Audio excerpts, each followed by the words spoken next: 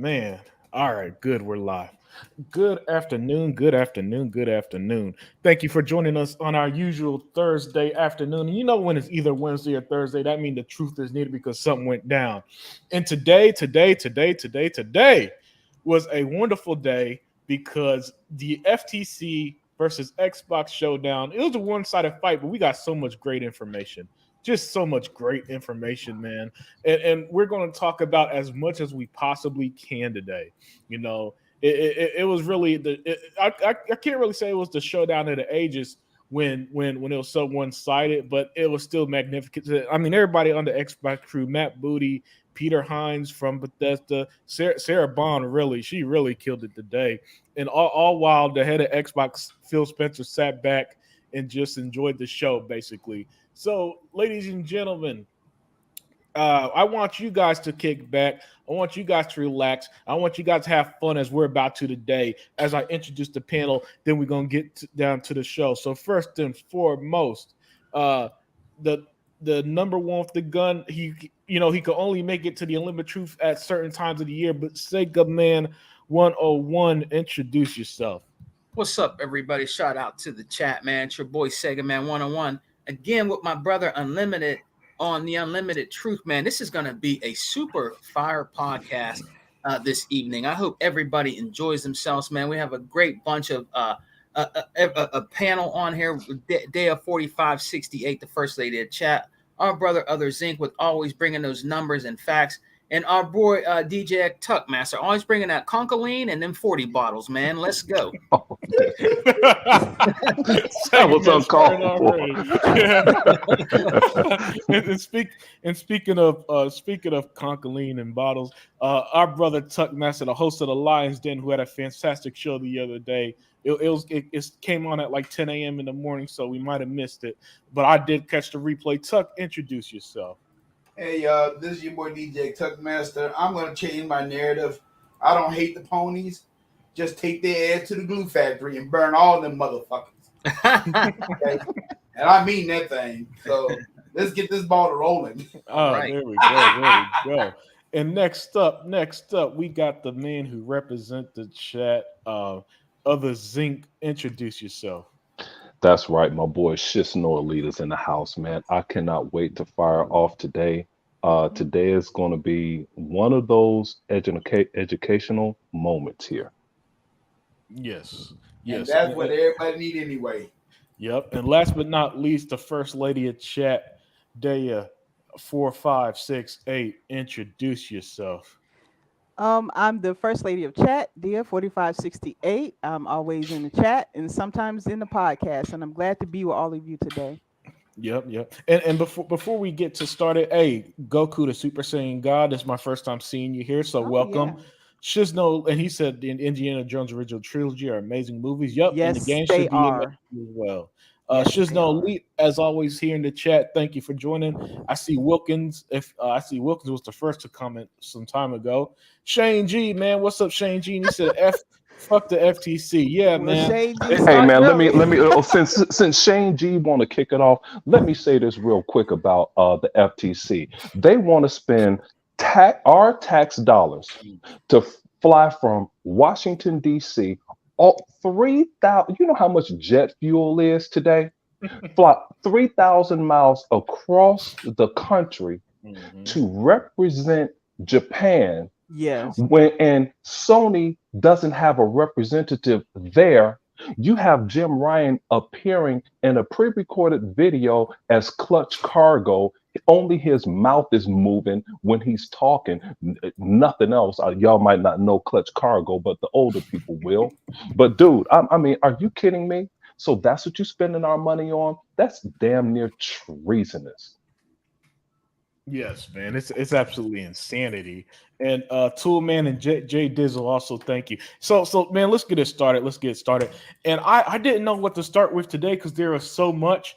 But before we talk about Indiana Jones, let's talk about the Lion Jim Ryan, chief of PlayStation, he didn't want to show up there in person today, and I see why because the email. Because his words aren't matching up, right? So So you guys remember this? Sony claimed it can't survive without Call of Duty on PlayStation, right? So so that was back in March. Jim Ryan was saying that to regulators, right? So so we find out today that Jim Ryan was telling Phil Spencer and everybody at Xbox a completely different story when they first purchased Activision, and you know what? So matter of fact, let's see what Jim Ryan say verbatim. He said about the Activision purchase when he first knew about it. It is not an exclusivity play at all, said Ryan. They're thinking bigger than that, and they have the cash to make moves like this. I spent a fair amount of time with Phil Spencer and Bobby Kotick, and I'm pretty sure we will continue to see Call of Duty on PlayStation for years to come. Now, let me tie that to something, because so this is what he told them to their face, right? And the homegirl Lulu Chang, she said she went ahead, and not only did she post Jim Ryan's quote here, she went ahead and tagged her original comment where she said infamously back in March that the CEO of Sony Entertainment said to Brussels, "I don't want a new Call of Duty deal. I just want to block your merger." So now the truth is coming out, and from everybody that was calling Ms. Lulu Chang Mercer Vey a liar, I think we're seeing the liar is the guy who tells UK regulators one thing, but tells Phil Spencer and Bobby Kotick another. So I'm gonna start with you, Sega Man. What do you think about Jim Ryan being caught in another lie? And which one do you believe? Do you believe that they can't survive without Call of Duty, or do you think that they'll be fine? Because he's talking out of each end of the ass. So I'm going to ask each panel member which one you believe. Hey, first of all, let me help Sega Man out. First of all, Lulu Chen Mesave is a final boss. Go ahead. Yes. Well, let me tell you what, guys, everybody on the chat and our first lady of chat, man, I really honestly believe, that they can't survive, without Call of Duty, man. Mm-hmm. I really believe that, because You're correct.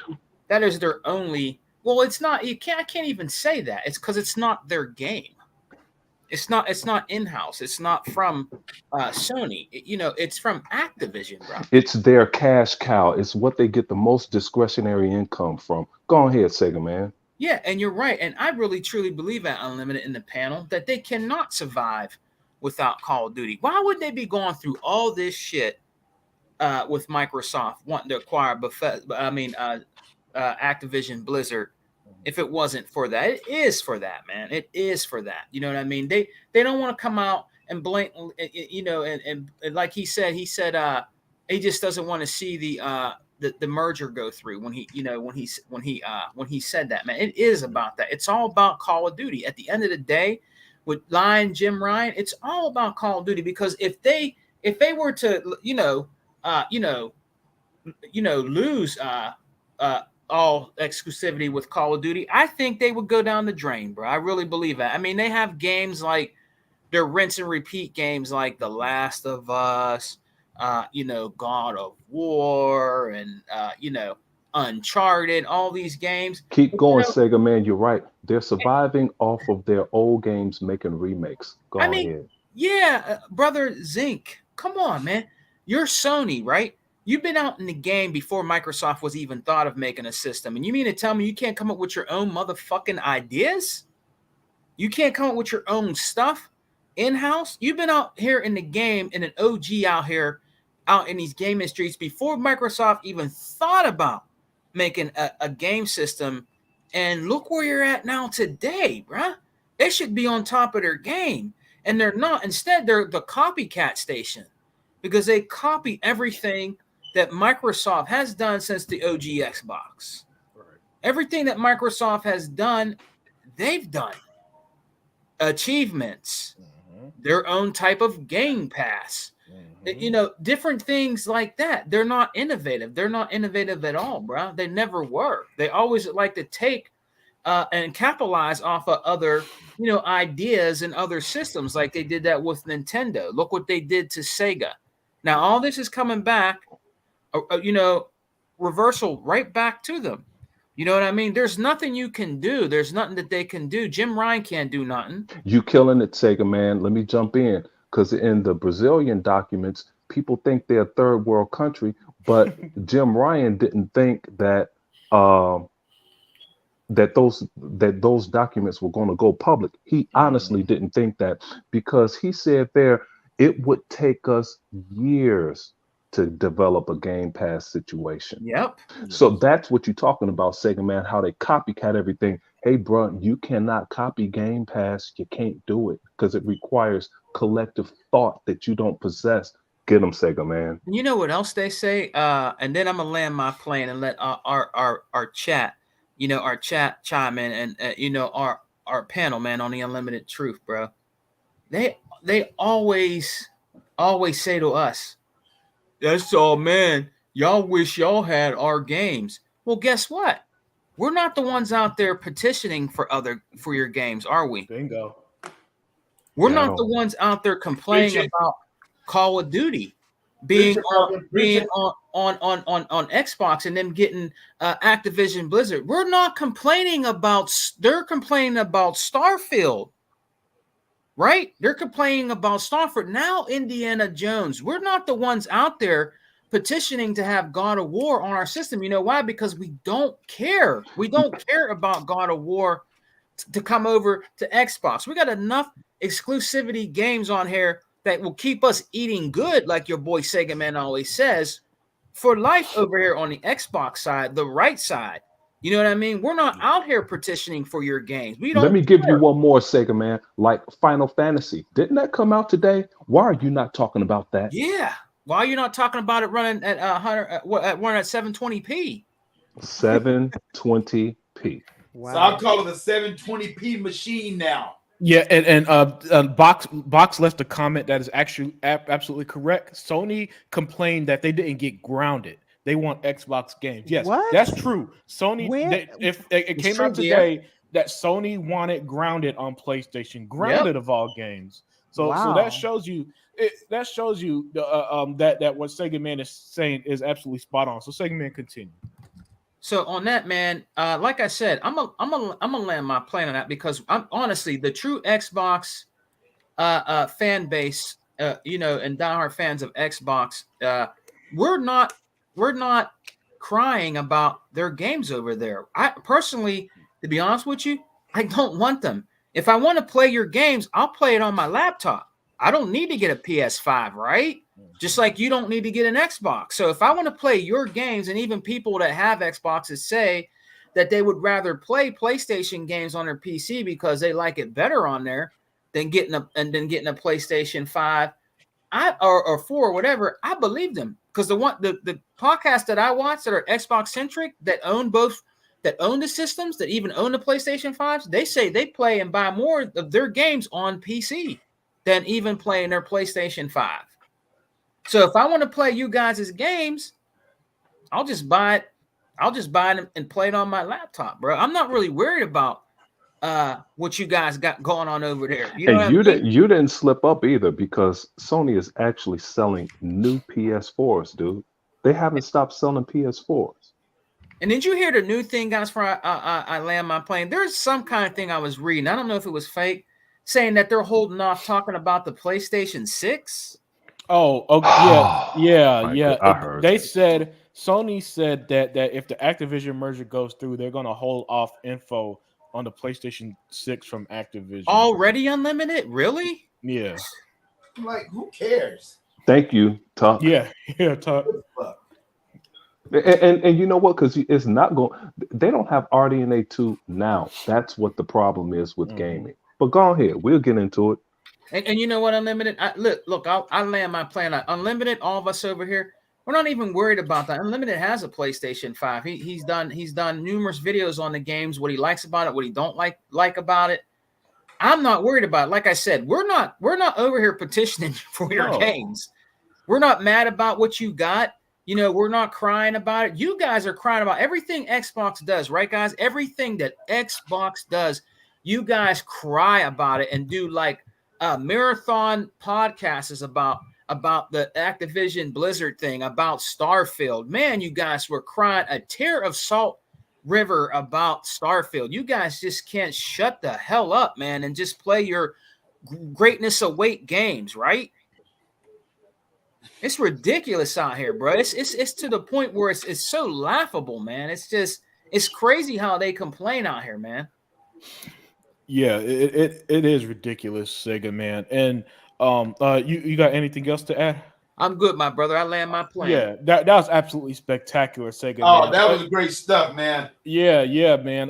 That's why I like when Sega Man joins, because he goes in, man, and he was absolutely spectacular. Thank And you, before, guys. Thank you. yeah, oh yeah, you're welcome, man. And before I move on to the next panel, man, remember Hebot, thank you for joining us this afternoon. Hey, what's going on, bro? God. Hey, Oh nothing man, much. that's Nothing terrible. much. We don't need more firepower, dude. This is like know. Microsoft. And you know what, man? Since Hebot jumped in here, they better hope E-Rock don't show up. And I heard somebody say Microsoft had to bring their top people. Hey, stupid ass. This is how Microsoft operates. I didn't spend 4 of the 5 years it took me to graduate school studying freaking Microsoft. This is what they do. They bring when they want something. Hey, ask IBM. Everybody showed up in the 70s. Okay. Ask Apple. Everyone was there, including William Gates. Okay. Everyone shows up. Who showed up for Sony? No one. That's who shows up when you ain't shit.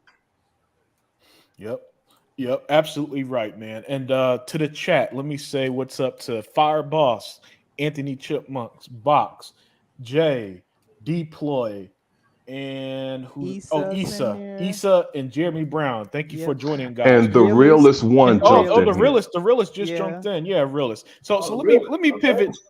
Yeah, let me pivot to our brother Tuckmaster. So Tuckmaster, get in there, Tuck. So Tuck, you saw the discussion. So remember, back in March, Sony claimed that they can't survive without Call of Duty. Then the email that was proven today, Jim's saying almost the opposite. You know, he admit that the Activision deal isn't about exclusivity, and that that he pretty much talked about how PlayStation will be fine without Call of Duty. And to me, and shout out to Lulu Chang Mercier, because I love that she went ahead and showed her tweet. She quoted herself. That's how much of a final boss she quoted is. herself. She quoted herself of when she said that the CEO of Sony pretty much said that he don't want a new Call of Duty deal. He just want to block your merger. So Tuckmaster, who do you believe? Which side of this coin do you believe? The side that Jim told Phil Spencer, Bobby Kotick in private, or the side that he told in public about how they can't survive without Call of Duty? And let me also ask you the secondary question: Why does Sony want all of Xbox games? Because when they said that Sony wanted Grounded of all games on PlayStation, I was stunned, because that's a game that I know that the PlayStation fan base talks shit about because it's not photorealistic, right? So Sony just wants Xbox game for some reason. So Tuck, please elaborate. Okay, well, for number one, let's play this. There's another game that they talked about so damn bad. Yeah, I know what game I'm talking about. They talked about Redfall so damn bad when the game first came out. And don't forget, they wanted that game, and the Xbox shut the door on that. So they wasn't getting that, and they pissed off about that. Let's just be real.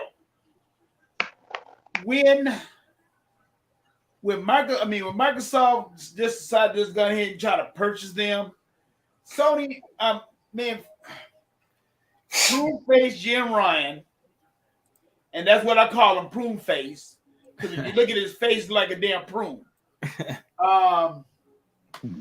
The things that he is saying that don't make no damn sense. I mean, he's saying this about, in private, and then all of a sudden he's saying that, now he don't want the deal to go through because he just don't want the deal to go through.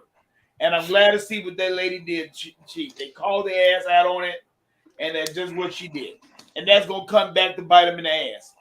But fellas, let me ask y'all this. What was this whole case supposed to be about?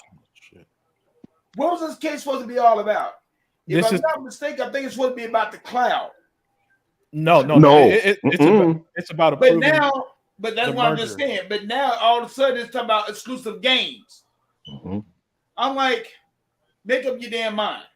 Well, it was first about exclusive games, Tuck, and ruining Sony. Then the CMA saw that they didn't have a case, so they pivoted towards cloud in the last seconds of the game. Right. And that's what I'm getting at.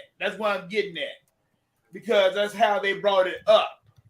they brought it up that the cloud couldn't survive, or the cloud wasn't going to do this, the cloud wasn't going to do that. But the thing about it is, we talk about that later on. I know we will. But Jim Ryan need to have his ass kicked. He really do. He don't want to show up for the case. That is Altamont right there. If you get so much stake in Sony, why the hell you not bringing your ass to the courtroom to testify? Because you don't want them to ask you nothing. Hey, Tuck. I hope E-Rock show up because I gotta cuss him out. Yeah, E-Rock's here. Oh, E-Rock. Oh, it's over. Hey, dude, E-Rock said that Jim Ryan showed up to that one island. Okay, and you mean to tell me you can't show up to the United States of federal court, and that's going to decide your fate, and you didn't produce yourself? Yeah, he probably said he lost his passport last minute or something. He couldn't come to court, but he could do the 80 planets or 80 countries around the world. What the fuck is called?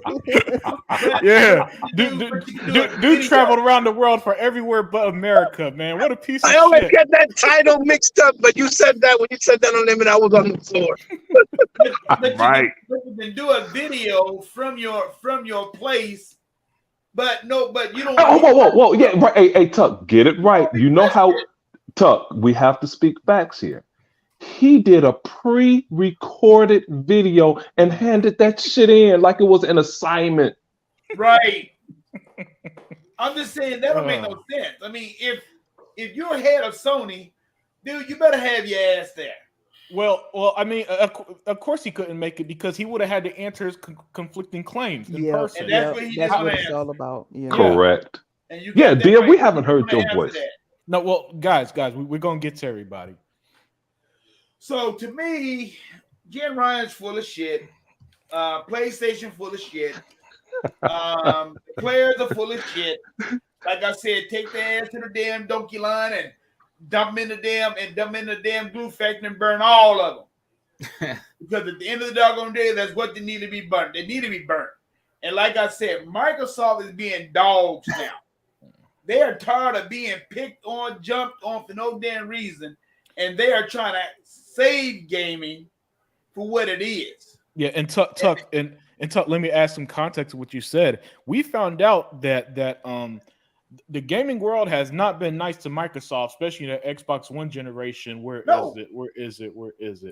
No.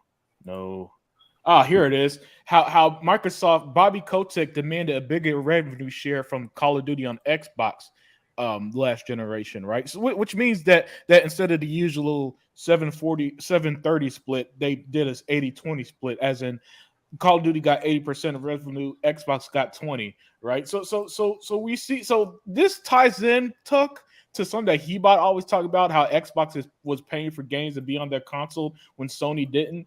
A lot of that kind of information came out today, and I just want to add extra context to what you said. And the main thing, I'm gonna tap myself in the shoulder for that. And I'm just glad to see Microsoft being dogs now, man. I really am. Hebot talked about a long doggone time ago that they need to be dogs. And you know what? I think a part of that, what you put up there, Unlimited, is, I know Hebot remembers. Xbox had the Call of Duty deal. Mm-hmm. Then they dropped the Call of Duty deal, said, no, man, we don't want to do that. Then Sony picked up the Call of Duty deals, like, hey, great, they gave us one. And I think that pissed off Bobby enough to say some wild shit like that. Now, if Microsoft were pissed off enough, they could have done something about it. But, I'm glad they did what they had to do. But I think that's part of the reason they gave them that 80-20 split. But go ahead. Hey, but another thing, look at this too, fellas. Look at all the people that Microsoft have helped in the past. And they all got shitted on by them.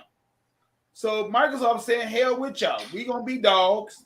If you want to come to us, we'll help you out, but you're going to have to turn around and give us some kind of damn commitment. Again, I got to add context because what Tuck says spot on. It was again confirmed today. I believe it was Sarah Bond who confirmed that they eventually learned that it's better to just buy these studios than to keep paying for these games Yes. to be on their console. So Yeah. so again, excellent point, Tuck. Hold on. No, wait, At all. Tuck. Hey, Tuck, let me remind Unlimited of his best friend Colin Moriarty, who says that I like Sony what their ideas are better because they make investments in these studios. Hey, stupid ass Colin, it's ownership that makes you the most money, bruh. Yes. Go ahead. And another thing too, look at this, y'all. Okay, that they always talking about, they couldn't survive, because of Call of Duty came to Xbox and all that stuff. No, they couldn't survive. And you think about the reason why they couldn't survive, because all their first party games will not be made. All their first party games will not be made no more. Mm-hmm. So in a nutshell, they will go down the drain. And like Sega Man's always said, and he's always preaching this to me, he said, Miguel, I do not think they're going to sign the deal. I think their pride would be in stake and they will not sign the deal. I mean, Hey, Tuck, that's don't sign the deal. Hey, Tuck, that's a great point, man. But Shane G just made me cry. Unlimited, no, it was Wilkin. Oh, It was Wilkin. You just had it up there. Where is it? Shane G. Wilkins. Dude. He called it the extended showcase, the FTC edition. Oh man, Dude, my eyes were watering. I couldn't even. You gotta stop. Yeah, y'all gotta stop that, man. All right, Tuck, continue, man. So no, but I'm done with that. I mean, I'm through. Okay. I already had to say what I had to say. Yeah, excellent stuff, man. I just had to add context. You were just hitting them right out the park. So I'm gonna move on to Daya. Daya 4568, the first lady of chat, not a first lady of truth. Daya, so you saw the topics. On one hand, one day Sony was telling regulators that they can't survive without Call of Duty. Then the next we find out that he's telling Phil Spencer and Bobby Kotick, oh, we'll be fine without Call of Duty. It's not about exclusivity and this and that. You know what I'm saying? And so I think all that ties to what Miss Lulu Chain Mercier here said. The what is her position of corporate, the CCO of Activision Blizzard? That's right. Where she pretty much exposed Jim Ryan, saying that he just said it plainly to her, I don't want a Call of Duty deal. I just want to block your merger. So I ask you, which side of the coin do you believe? Which side of Jim Ryan's mouth or out of his ass do you believe? The ass that kissed up to Phil and Bobby when he first heard of it, or the side he told the regulators when the time to try to block this deal that is going to fail, by the way, came up? I believe it's all of the above. I do believe he feels that if they lose Call of Duty, that would be severe. However, I feel he realizes that he's not going to lose it because he knows Microsoft and he knows how they do business and he understands the moves they're taking. So, sometimes I think that Jim Ryan thinks that, this is the Microsoft that he can just push around and do whatever he wants with. Shit. But I think at the same time, he's not willing to face that head on in front of them. He won't bring it to them like a real fight. Like if you had to face your opponent, that's real bravery. That's real. That's real there. But Jim is hiding at this point now. Okay, I think the fact that he had to send in a recorded video lets you know that he knows that he can get caught up and he cannot lie under oath. So that was probably the best move he could make for himself. That is, I believe everything he has said has been accurate, but just strategic to who he releases that information to. When it comes to Lulu, he has no respect for Lulu. He doesn't. So he can tell her to her face that, but he would never say that to Satya Nadella, or nor would he say that to Phil, because he knows that repercussions will come from that. He knows that if Microsoft is willing, they can put Sony out of business, and he knows that big time because he knows what he would do. So. At the same time, I think that the FTC understands Sony, knows that they're a sleazy company as anybody could see. but they need them right now because Lena Khan is on a mission to get her trophy on the wall. She wants Microsoft at all costs. If the whole economy collapses, then so be it. She wants that trophy. And so right now, great point. Right now the two of them are using each other. Yeah. And I'm sorry, go ahead. No, and I just want to add to that. It's just so weird that this Japanese company is somehow getting treated like royalty by an American regulation federation, basically. Continue. Correct. Let me jump in give you some more of that. They jumping in, but Congress caught them. Congress said, "Hey, Miss Khan, you mean to tell me you representing a foreign company from Japan?" And shortly after they grilled her at Congress, one of those Congress members called Japan. It's like, "Hey, bruh, are you really operating like that? Is that how we're going to do things?" Then a few days or about a week later, Japan approved the acquisition. Go ahead, dear. Yep. So this is the moves that I see right now with just this little slice that you've shown me. I believe that I think that I think the FTC is going to lose the case. I just don't think that 100%. legally they have 100%. they don't have anything to stand on legally. They have such a weak case, and if anybody's been following it, I think it's a channel I was listening to Sarah Bond earlier and stuff, and it was insightful. I'll put it that way. But yeah, I believe that's what's going on. But right now, I think it's not about a Japanese company. I think Lena Khan hates tech companies, period. But she's after the big fish. Okay, that's what she wants. She wants Microsoft. She wants them, and I say she wants to throw in Apple and you can throw in Google. I bet you she wants them too. Yeah, she wants to make a name for herself because they're saying that they're not going to allow any big tech company that's Fortune 500 monopolize anything. But the problem is Microsoft is not monopolizing. They don't understand the gaming industry. You see, all they see is Microsoft has money. They don't understand why they're making these moves. For example, Microsoft had to buy studios in order to have more in-house first-party games because they didn't have enough. They only had 5. Sony at that time had 27. To give you an example, but they don't understand gaming talk or the gaming culture of the world. Oh, that was evident today, Hebot, but continue, Dale. Yeah, I agree with that. But here's where I differ on that. She had how many months? 24 months or what? I can't remember how many months to learn. She had a year and a half to study. She graduated from the number one academic job. She graduated from the number one academic conference on earth, and she didn't do her homework. Shame on her. And that's her job. She's getting paid to do it. So I don't want to hear any excuses about Lena Khan. I don't like her. I don't believe that she cares about the workers. I don't believe it's for some noble cause. Nobody cares about the workers. Really killed herself, and that's never brought up anything about changing the culture. Nobody gives a shit about the workers. Nobody cares. And if she sends them people back in the hands of Activision to go back through that, she could care less. I don't care about Lena Khan. She doesn't care about the money she's wasted from the taxpayers. As far as I'm concerned, I like to see her removed. But no, I don't give her a pass that she doesn't know game. Does she not know gaming? Of course she doesn't know. But she's not interested in. No.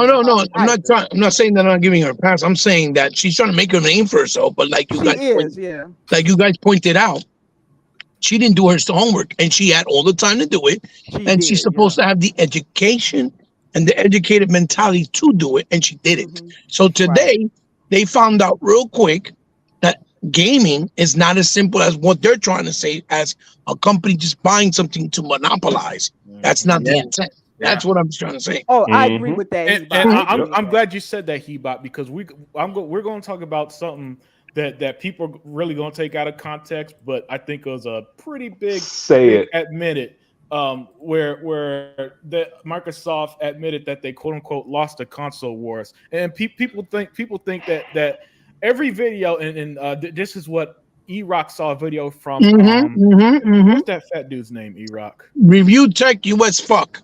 Thank you. From Review Tech, right? talking about that they admit defeat or something, when really it was just about their market share in the global gaming market. Yes. Let me tell you something, dude. Listen, my graduating paper, I think I said this before, was on the auto industry. When you see this Corvette, or you see this Cadillac Escalade, you think the money is made out of that car. It isn't. The money is made of its parts. Whoever has the contract to make the parts of that $130,000 Escalade, that's the winner. Okay? When you have the console, that is not your money maker. Your money maker are the parts. It's the software that makes the money. Exactly. Just like when OEM, in the Microsoft documentary, they said, bruh, you want us to make this Xbox? What about the real money where the parts come in, the software? Will we get a share of that? They laughed Microsoft out of the building. Good.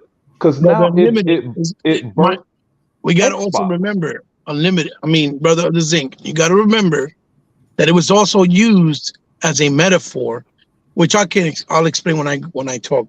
Microsoft and Phil was using it as a metaphoric example, which they're taking out of context as well.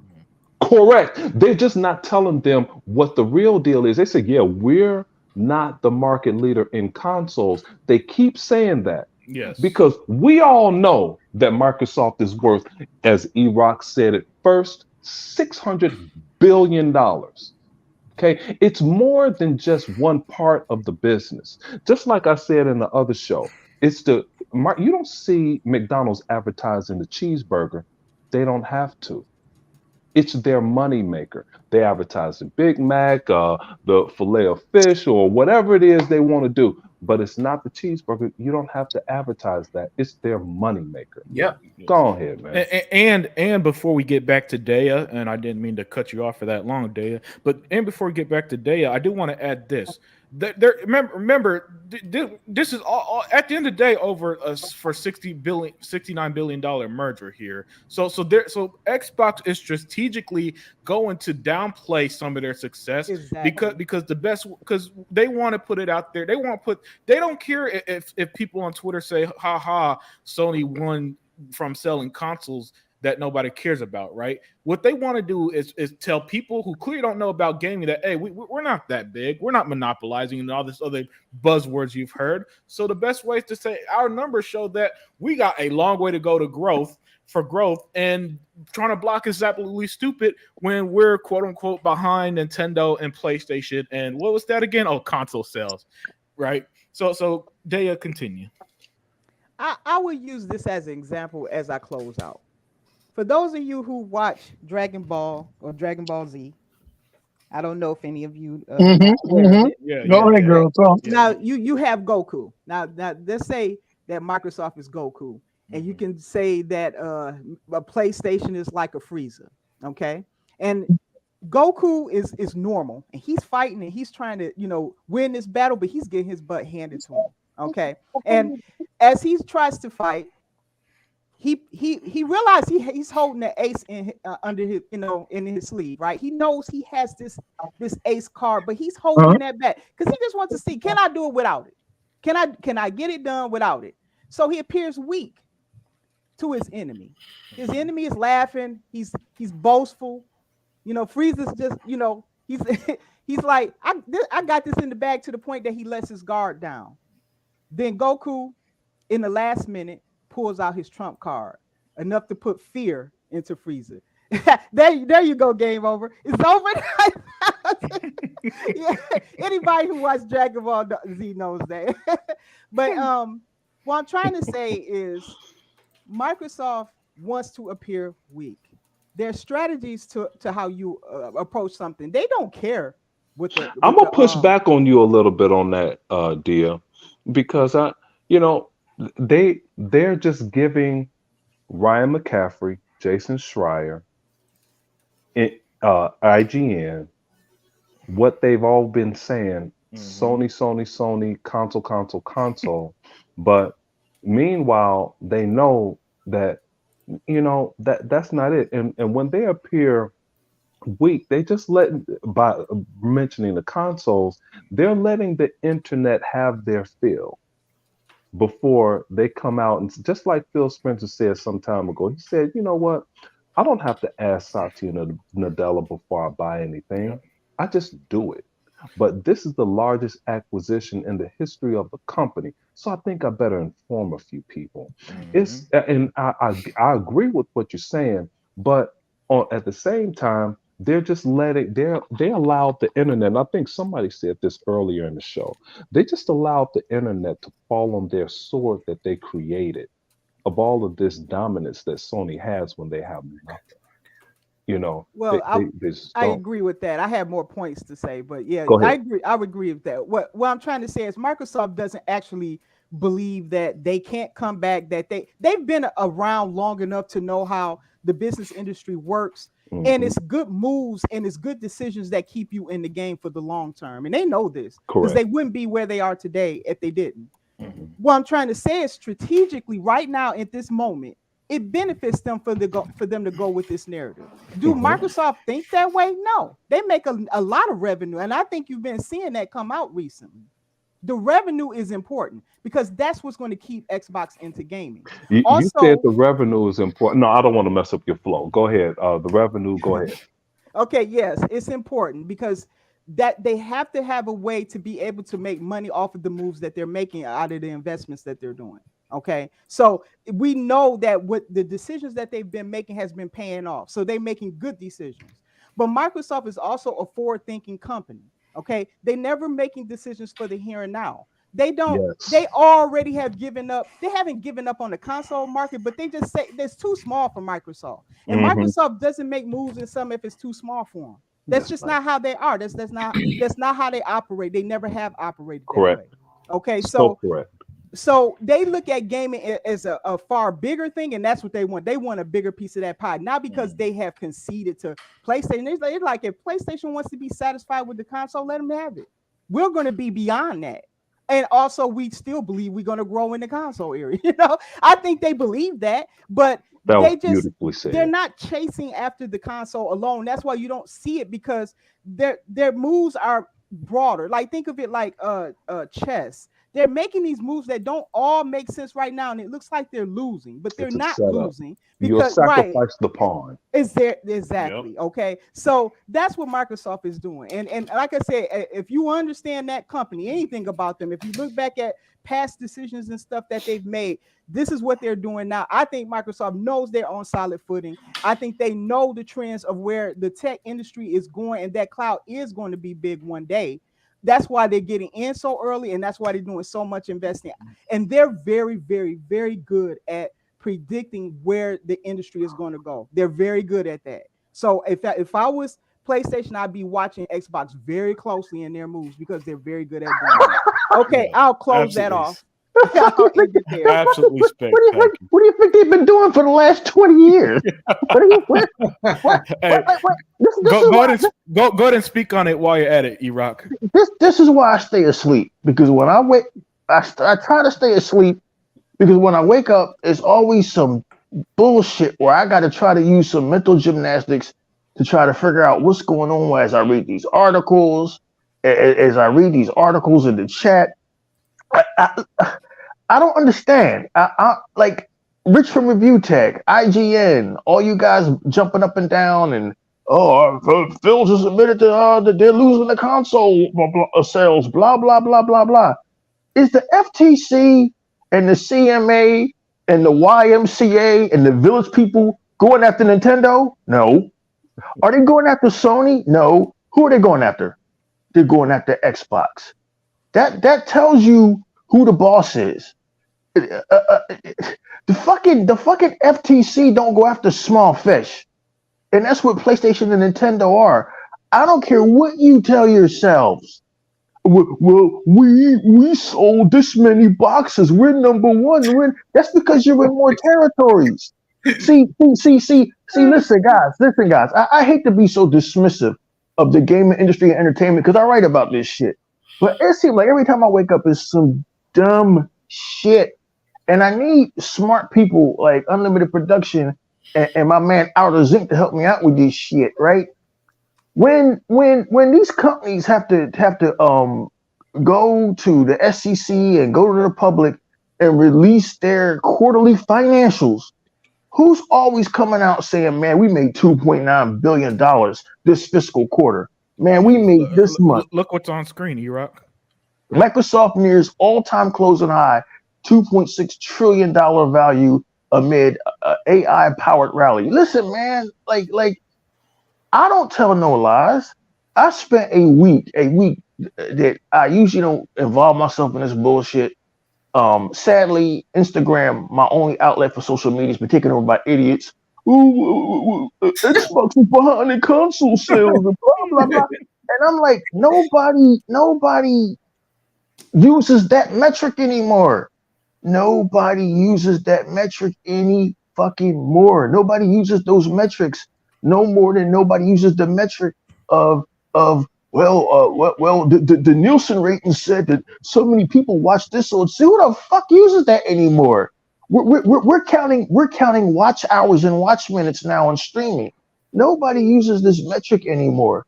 So like I wake up and I see this shit and I see the FTC getting involved in all this nonsense, and it's all ridiculous. Nothing's going to stop this deal. This deal is going to close. All I ask for people to do is, if you're listening, is just to use your heads, which Rich from Review Tech don't do, IGN don't do. These people, God damn it, I've never seen such stupidity in all my life over an emotional attachment to something that you grew up with as a kid. I'm emotionally attached to Warner Brothers and DC. But, you know, if they keep making fucked up moves, I got to leave it alone. Hell, I was emotionally attached to my ex-girlfriend. But when menopause drove her crazy, I had to pack my bags like a hobo and say, I'm out. I just don't understand. But there's lunacy, and then there's not using logic. Like, the Phil Spencer just said they're losing console sales. And like, who's losing what? Why isn't Nintendo never? I know they're a Japanese company and they have to report to over in Japan, but how come we never hear their financials? Well, here's the thing. We never hear Sony's financials ever. Hey, let me add context to what you just said. Nintendo's constantly treated as a non-factor. Literally today, the FTC said that they're not a ninth gen console. They don't. They basically don't count. You know what I'm saying, and stuff like that. Then Unlimited. Why are we using them as part of a metric? Help me the fuck out. Look, guys, all I need all 7 or 8 of you to do, because obviously Unlimited paid for the good version of StreamYard, because there's like 90 of y'all niggas in here. Why don't you help me understand, if Nintendo's treated like a non-factor, why are they being used as a metric in an old paradigm? That paradigm don't count no more, man. That's because E-Rock, the CMA and the FTC colluded to try and create a narrative. And I'm pretty sure Jason Schreier talked to the FTC, because it sounded like something stupid he would say. But they tried to create a metric, tried to create a bubble and exclude Nintendo to bolster their findings, and they failed miserably. Excellent, others. It's just maddening to me that nobody uses any logic. Sony never reveals their financials. They never talk about growth. You never hear about how they've grown. You never hear anything except for boxes sold. And as Outer Zinc so eloquently said, hell, he didn't say it. Sega said this years. I think Sega said this in the 90s. Sega said this in the 90s. We don't make our money off of hardware. We make it off of software. Sega said this back in the Sega Genesis days. They said that it was the razors and razor blade model. We need for you to buy the razors, which we take a loss on, so that we can sell you the blades. You understand what I'm saying? So you're still going off of this old fucking metric, and like it's just mind-boggling to me that all of this shit is still going on. And we can't get back to gaming because we're having a great time over here at Xbox. It's just crazy to I disagree with you right there, E-Rock. We are gaming. You, Unlimited, Dia, Tuck, Sega Man, we're gaming. But these jokers are arguing about some dumb shit. Like I'm still playing Redfall. Who knows what everybody? Dia is playing Diablo. Sega Man is playing everything. Unlimited is playing who knows what. But we're gaming, and then we see this bullshit that you're talking about right now. You know what I'm saying? Just like Final Fantasy came out, and ain't nobody talking about that shit. Rock. I didn't mean to jump in. It's just, man, it's just this shit is just so. 720p makes you a better gamer. The more and more I look at the media and I look at entertainment, it's like they clean the narratives, they clean the bullshit, and nobody uses any. And it's at all sides. It's in entertainment. It's in Hollywood. It's in gaming. Nobody uses any fucking logic whatsoever, and it's just like, man, I know at some point. I'm gonna have to wake up and rejoin reality, but what am I rejoining?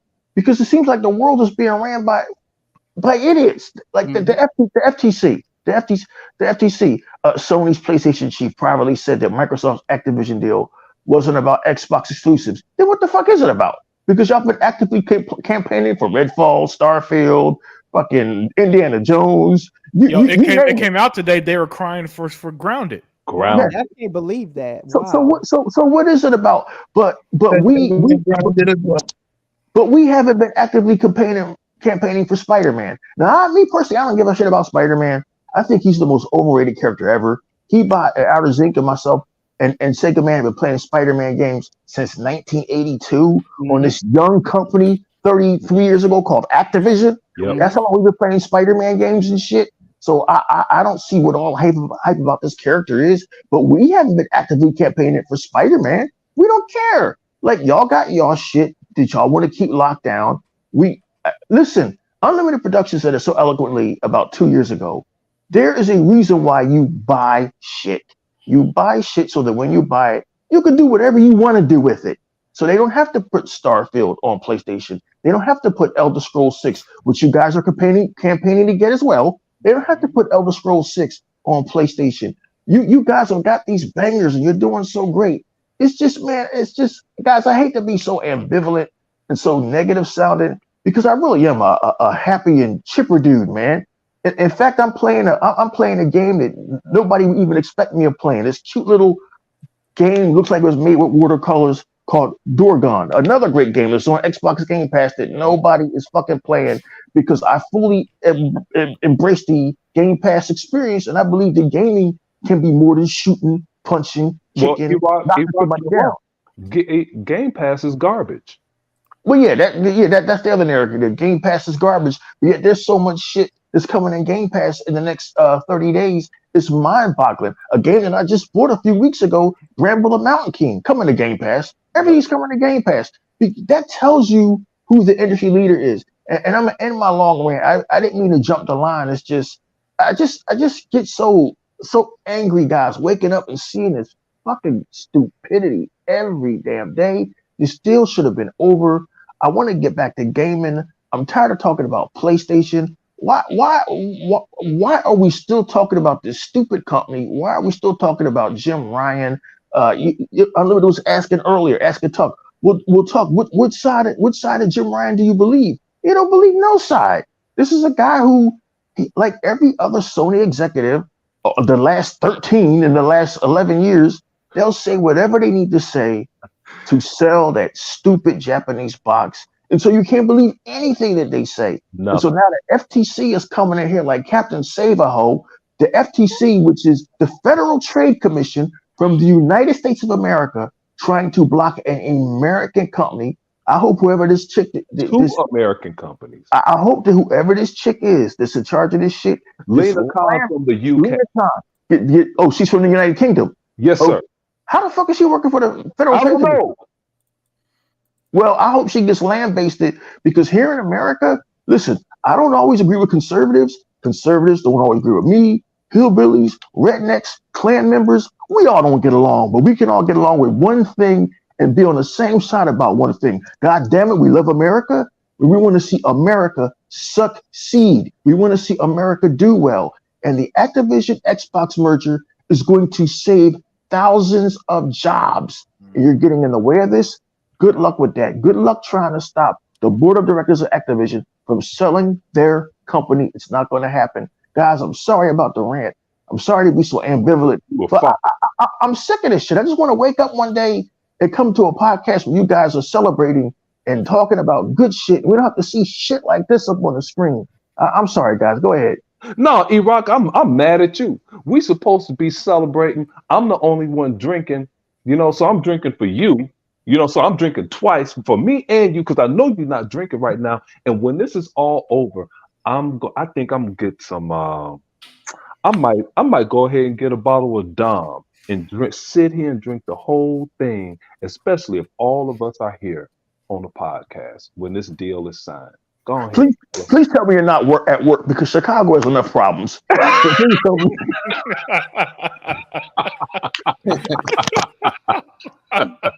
Motherfucker building fluffy skyscrapers and shit. I wasn't expecting that. Go ahead, guys. All right. So Unlimited. Yeah. If Game Pass is so much trash, right? Why the fuck do they want grounded, my nigga? Oh Hey, no. I don't know. That's just denial. We'll let Hebot answer that shit. Yeah. I'm passing the mic over to Hebot, man. So what are your the topic at hand? Jim Ryan talking out his ass. He says one thing and does the other. So let me get your thoughts on everything, Hebot. The first thing I gotta say is by the time this whole trial is over, Sony's just gonna wish they just did the deal and didn't fucking say shit with the court. Because from the looks of what you just saw today, it's a lot of things not gonna play out in their favor. And it's very evident and clear. That's why he did a video response and didn't show up. Because he don't want to have to put that face on a recording looking stupid under oath. You understand? Because he clearly got caught because those emails that they showed, I guess the Microsoft team had it, show where he said they sat down with Phil long ago, talked to him numerous times. I think it was substance. Hey, Hebot, real quick. They tried to suppress that, and the judge was like, "No, bro. In this country, we spell it out. We got to put it out here for the public." Oh, you need all the ins and outs. Obviously, that's just the way it works. So they told him, he said, "I never had fear of it being exclusive. That wasn't Microsoft's intent. Microsoft just got money, could do moves like this, and they want a bigger play by having other places and make money out of it." That's basically, in a nutshell, what he was trying to say. And he said, "I had no worries. I would rather it not go away from the Xbox PlayStation, but even if it did, we would be all right because we have a lot of things in the works coming down the pipeline, quote unquote," which is what he was saying in his own way, right? So we all know now that Sony can't survive without Call of Duty was just a lie on their part, right? Or they're just staying face and trying to make sure that the fans don't lose faith. And they really need Sony, but they're trying to act like they don't because they know if they do, they're going to look like weak bitches, right?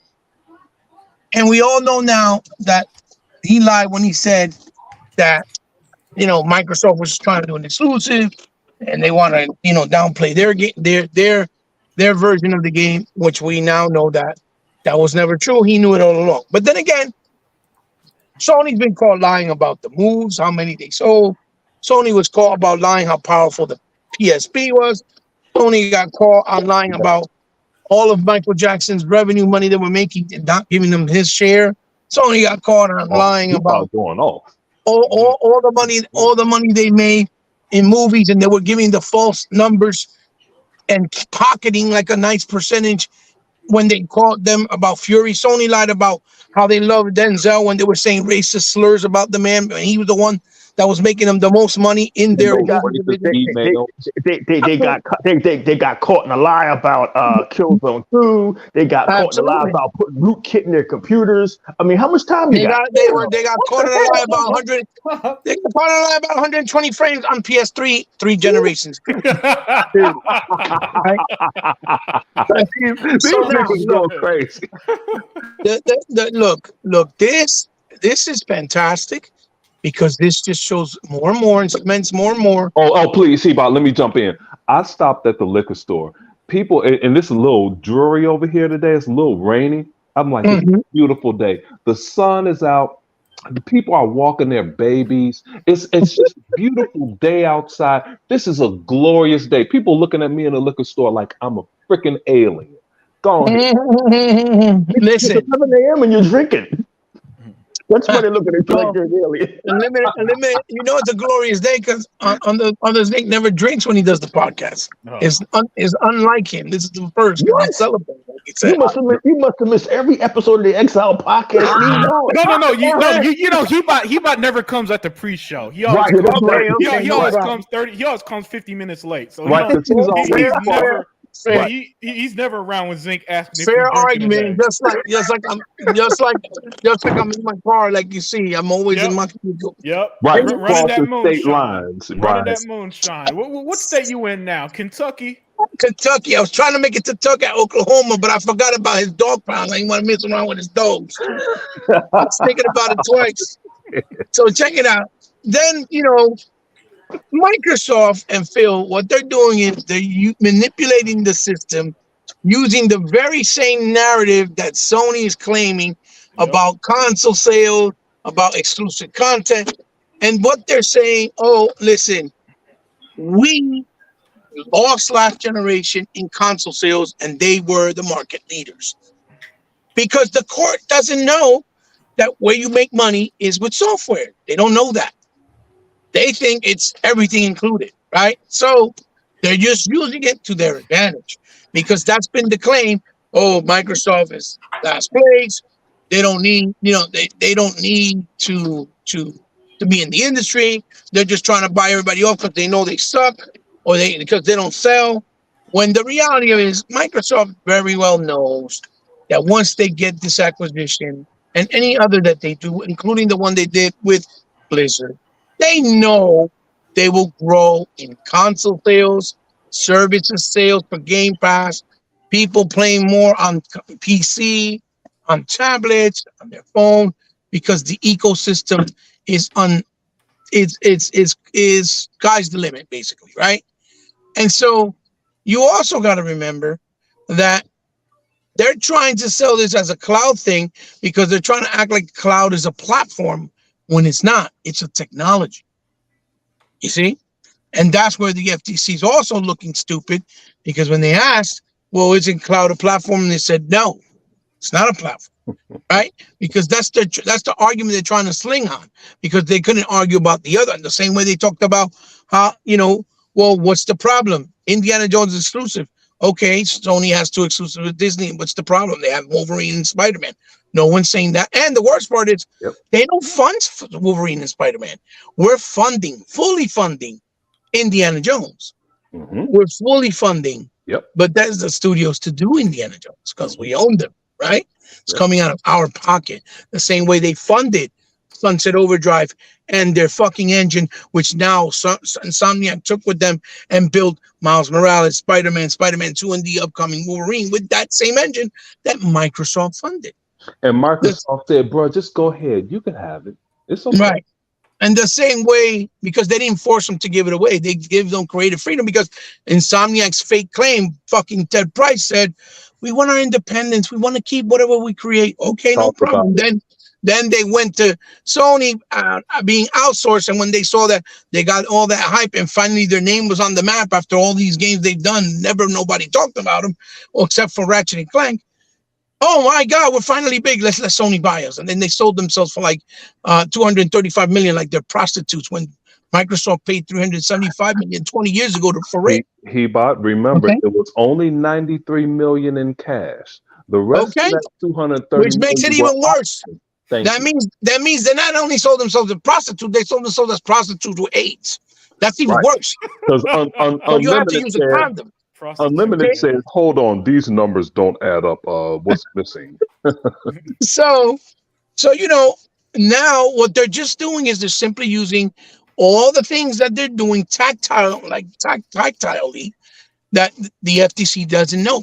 Today you saw the FTC has no clue with everything that was being said from the people that were doing the interrogation or the wording or the whatever you want to call it, versus the people that were answering that worked at Microsoft and their lawyers. They have no freaking clue the distinct differences between monopolization and growth of a company to be able to compete as they go in the future. Because in order to grow Game Pass, you need more studios to feed it so that it can look appealing and people are willing to keep subscribing like Netflix. It's that simple. Also, the same thing. Sony has the same service, at least the same premise, and they don't do the same thing for their service. Well, they can't afford it, brothers. Correct. And I'm going to can't afford to put their big Titan game, Spider-Man 2 this holiday when they know they only have like 1,700,000 subscribers or close to 2 million only. Let me go ahead and say it because the realist brought it out earlier in the chat. Some time ago in the chat, the realist said reserves for returns.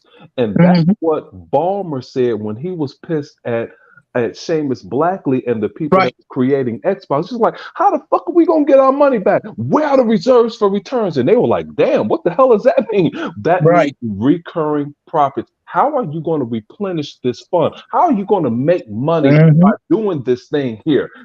That's what Sony cannot do with PSN Plus. Absolutely. Because they don't have any games that, like, everybody loves to try and attempt to dog Halo when Halo prints money on a daily basis. But Zinc, it was Sony. It's Sony's own fault and why. Correct. Their PSN didn't grow because when that shit first came out, okay, for those who have amnesia, right, I'm going to remind you, that shit was almost $300 for the year.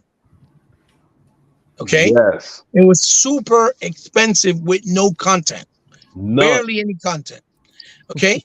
And they barely had even legacy titles, right? What happened as soon as they saw Microsoft shit growing as fast as it did? They put that shit for $9.99 a month just to compete immediately because they thought they were going to get the same result. The difference reactionary. Difference is Microsoft putting brand new games, independent, first party and third party, day and date. They're not. Right, because Microsoft had games that could subsidize the cost that they needed. Absolutely. They have money that they were making those deals over and over and over again. Who is Tuck still here? Yep. Yeah, fair. Damn, I was hoping Tuck wouldn't say anything. But anyway, just like what did Microsoft just announce not too long ago? But before that, just like that interview Phil Spencer and Matt Booty did with Jeff Grubb. Oh God. He smoked those jokers. Oh, Jeff Grubb's face. That's why he has no long hair no more. He cut his mullet off. Cut that shit off because he got smoked out there. I was gonna say that was Tuck Master's boys, but Tuck spoke up. So but here's the other thing too. You got to also understand.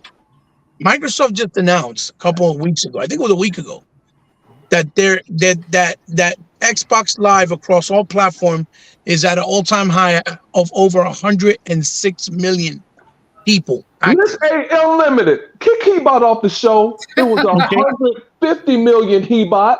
Okay, 150. Okay, sorry. Excuse me. The point is they got the revenue coming in and active players because they're in the PC space, the fucking tablet space, the phone space, and on console. It's that simple because they made that service appealing right from the very beginning with Xbox Live on 360. They didn't overcharge. They didn't overprice. They said, this is what you get. You can do it monthly. You can do it yearly. And they made it more appealing. Just like yesterday when we saw all the donkeys that were crying, oh my God, the console Xbox Game Pass went up $1. What the hell? But these are the same jokers. He bought. Save that for a little later. Okay. Yeah, we got other topics. I don't mean to cut you off, but you've been going on for like 12 minutes, man. Hey, but that's okay. So, that's a good one to save, though. But again, we're gonna bring dogs in here. That's what happens. That's what happens when I go last talking because I got everything built up from everybody talking. I got to let it all out. So I'm gonna put that to the test. Next why, show, I'm gonna let you go first. And if, No and if, problem, if no you knock it out problem, in 5 minutes, I'll give you your props. But if the first 45 minutes is all you and I gotta kick somebody off so we can save time, I'm getting on your ass, man. Okay, no problem.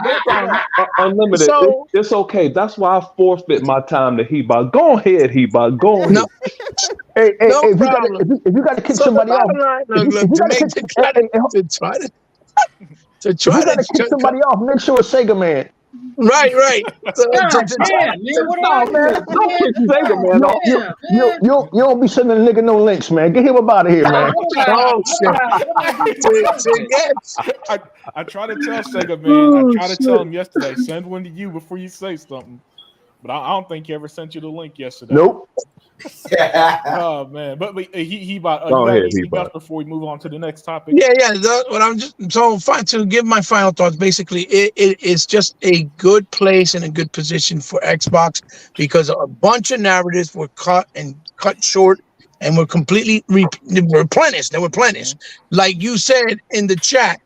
The FTC became the biggest. What was it you said? Insider for Xbox. Oh yeah, today. that's right. They became insider. They became the biggest insiders for Xbox today because they were leaking everything. Right, exactly. And Yes. the biggest part was what happened. They cut off the narrative too because now we know Indiana Jones is exclusive and why it's exclusive. And thank you for pivoting to our next topic, Hebot. Thank you for pivoting to our next topic. That's right. You heard Hebot right. It is officially confirmed. So people thought that there was going to be a chance that Indiana Jones was going to be multi-plat, right? And I remember specifically their Xbox dudes saying, I kid you not, hey, Xbox, give Sony guys a bone and put this on PlayStation 5. But luckily, they could eat a dick. Yeah, exactly. But and you know who essentially said that? Our boy Peter Hines. Our boy Peter Hines from Bethesda said that in court today, and he pretty much said, and I love it. He broke it down. He said that it was originally multi-plat, but that changed when Xbox bought us. And not only did they change, they negotiated with Disney something that I did not know, that they negotiated the deal with Disney so it could be exclusive. And I am perfectly okay with that. And I think all of us on the panel are. But you know what? But listen, guys. We got another big massive game coming to Xbox exclusively day one to Game Pass. The next AAA Indiana Jones, made by the same developers who made Wolfenstein. And I know Sega Man's a fan of Wolfenstein like I am. So Sega Man, I'm passing the mic to you, man. What do you think about this? What do you think about this? Another big game under Xbox library, Indiana Jones, officially exclusive. And do you feel bad for Sony fans that it was quote unquote planned for PlayStation 5 and all the other whining that the media is trying to do over it? Hey, hold on. I didn't get an official turn, but let me use No. You sacrifice your turn. Hey, here's all I have to say. Hey, shout out to the Realist 100 Fireballs. I saw somebody doing it. Tool Man, my boy. Big Boy Mike. Phase 114. Yes. Go ahead, Sega Man. Shout out to Jeff's Discount Liquor on 33rd Avenue. Yeah, hey, this new dude. Can't forget the Discount Liquor for sure. You can't forget. Hey, and some dude named Tolu Akunbuile. At 659, whoever he is, Tolo. Yeah, new guy. He said Sony killed the Boondock series. Yeah, Shane G and Issa. Go ahead, Sega Man, do your thing. Look, man, I don't feel bad for him at all. You know what I'm saying? I really don't. I don't feel bad for them dudes at all. Look, if you want to play the new Indiana Jones games, it's simple, bro. You just get an Xbox. You know what I'm saying? Like we always say for the fucking 50th time. You know what I mean? Or get a PC, man, and get that Ultimate Game Pass. No, I don't feel bad for him. I don't feel sorry for him. Why the fuck do they want Grounded? It's a great game. He can't even go. Game. That's a really good. Can't let it go, Tim. Well, it is more unique than any PlayStation game, but I know, right? It's a very well made game. I'm telling you, it's not an underrated game. That's a fantastic game. Oh, it had 13 million players, Daya. It's not even close to underrated. Yep. You know what, Xbox family, for a system that got no games. Why the fuck do they want all our games? Thank you. Not only that, Sega man, didn't they say all the Xbox games suck? Yeah. But yeah, they always want them. There's petitions for like 3 games already. Hey, Right. he bought Sega. Our game sucks so bad. I don't even want them to nominate Starfield for Game of the Year. I hope it doesn't win it. Don't worry, they won't. I hope it don't. Go ahead. Hey man, look, I honestly look. I don't feel sorry for them at all, man. I really don't, man. I don't feel sorry for them. They don't want they want Indiana Jones, man. You can't get Indiana. Look, I'll give you a consolation prize, man, from my brother Tuck. I'm gonna give you some Afro Sheen, Conkaline, and a couple of St. Ides at 40-ounce bottles, bro. And a scratch-off ticket, nigga. Say not.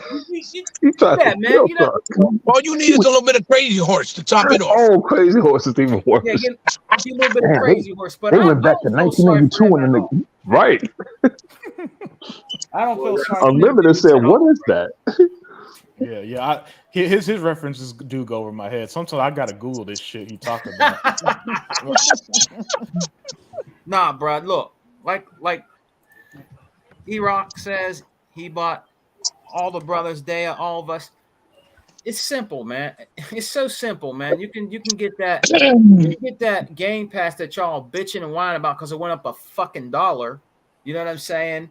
And go ahead on, and then you can play it that way, man. I don't feel sorry for them at all, man. Hey, Sega man, hey, Sega man, I want you to continue, but I just be playing around with you, bro, about the links. Sometimes I'd be mad at your ass, but listen. Where are the articles from Game Rat saying why Spider-Man deserves an Xbox release? Where's that article at? Yeah. Where are those articles at?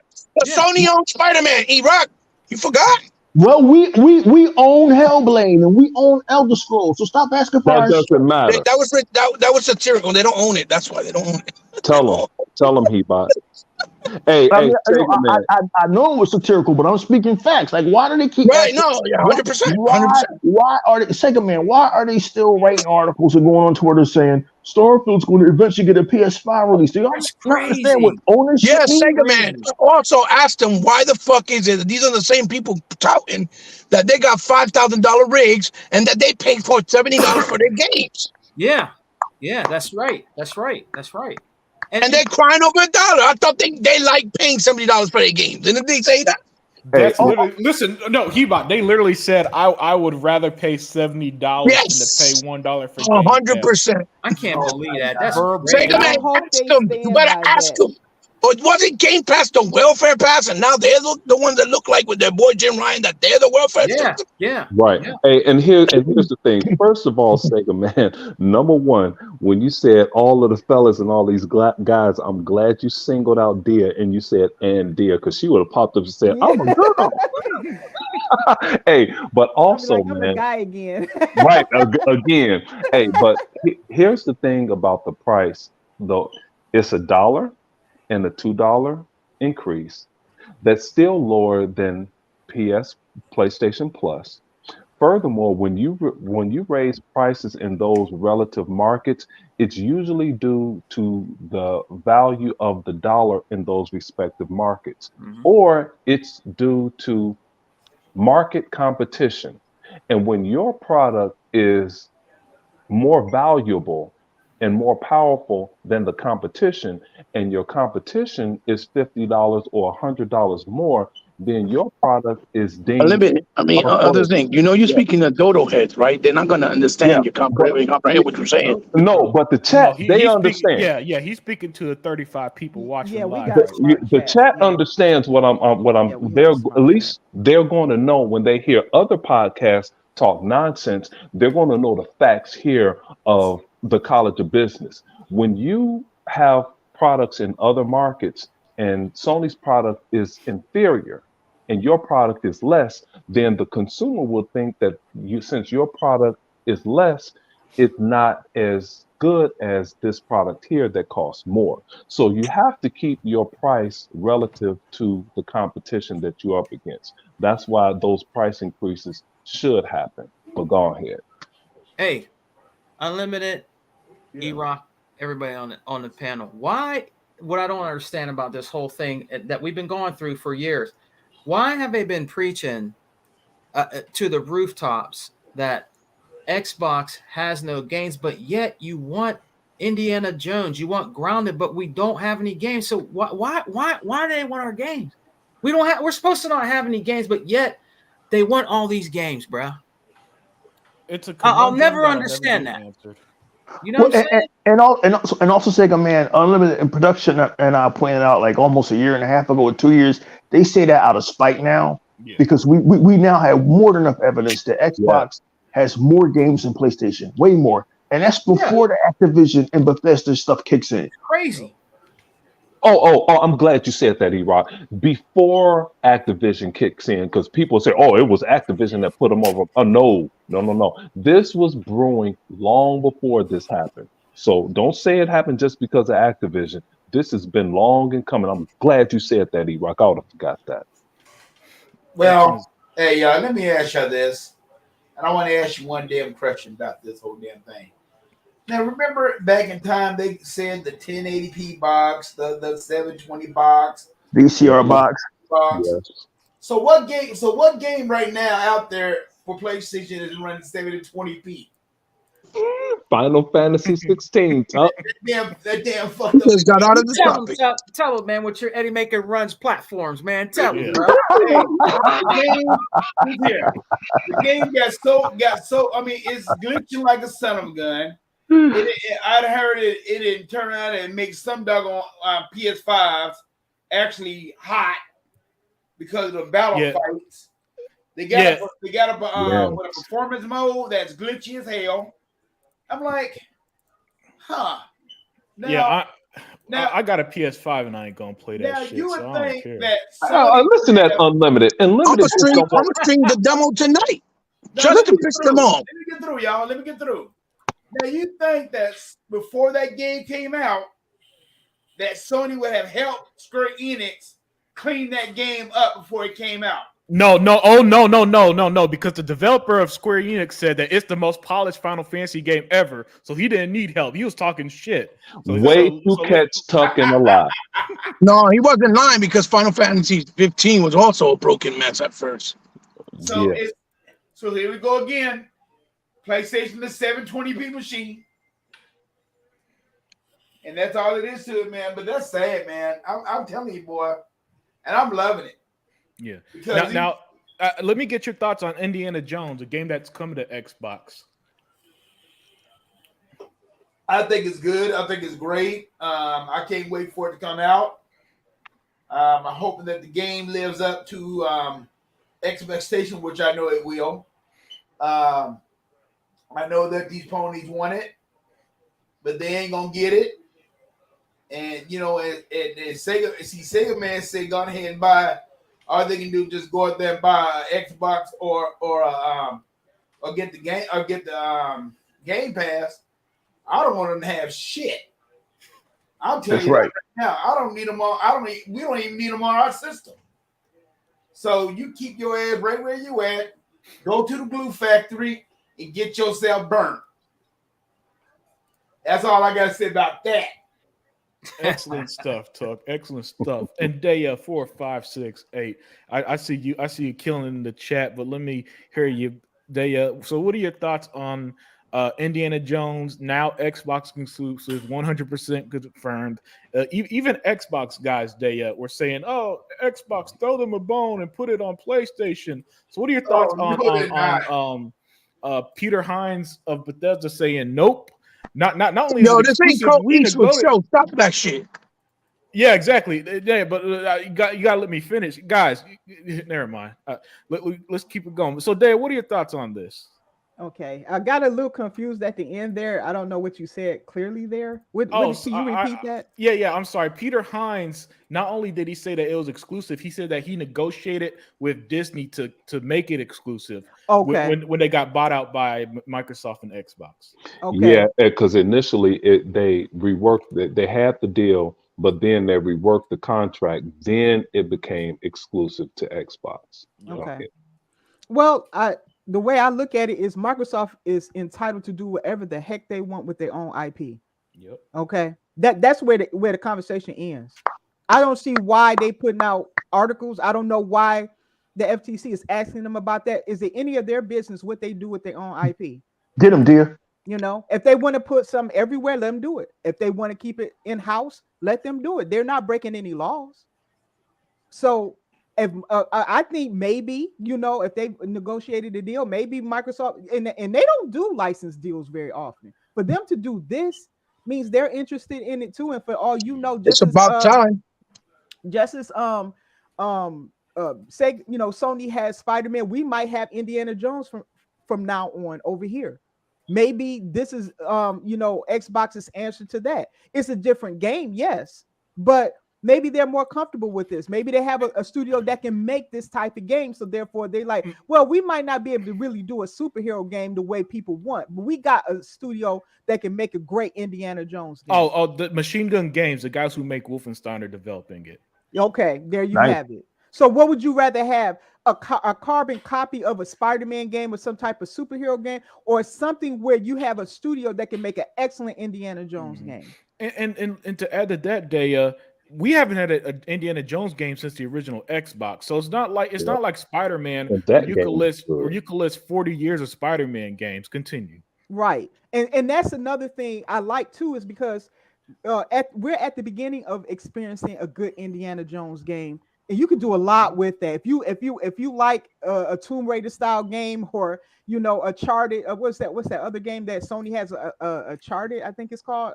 I never played that game, so I know it's similar to like a Tomb Raider game. If you like those type of games, but with Indiana Jones and the stories you can do with that, the guy that originated this shit. Yes, he inspired those games. So this is. There's a lot of possibility with this, but let's look. I hate to do this, but let's look over at Sony. They're at the end. They have exhausted everything they probably could do with Spider-Man, which is why they're moving over to Wolverine, which is a much harder hero to do, I might add. Wolverine is very challenging. I don't know why they picked him. Said that. Okay, he is. He's far more challenging because unlike Spider-Man, which is flashy and showy, he got a big rogues gallery and all that stuff. Wolverine is not on that level. As much as I love Wolverine, he's not on that level. So they're going to have a uphill battle with Wolverine. In my opinion. Dear, I don't mean to interrupt you, because you know we love you dearly. But you just said Sony has exhausted what they can do with Spider-Man. Yes. Now we all know here that PlayStation could put out DLC where Spider-Man has to find Aunt May's medicine from Rite Aid and find Mary Jane's shoelaces and charge $80 for it. Them assholes will buy it and tell us how great they are. So come on now, dear. I caught you on a lie. E-Rock, they already did that. You had to get medicine to save the fishes in the ocean. You're lying. Get out here. The water was polluted. I'm not lying. That's one of the missions in Spider-Man Beyond.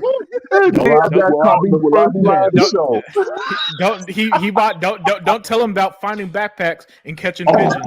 Oh gosh, how much more of that can you even do? Oh my goodness. I mean, dear, I literally heard them say, "Oh man, I can't believe it. They're expanding Spider-Man. Now he can go to the Bronx." Like, nigga, what?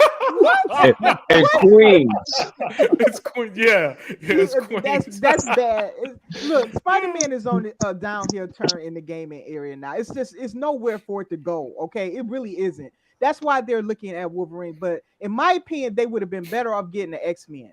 They have a lot more possibilities with that. Why in the world they just get? Maybe they couldn't afford to get all those. Oh, thank you, Diaz. You came up when I was about to get you. They couldn't afford it. Way to go.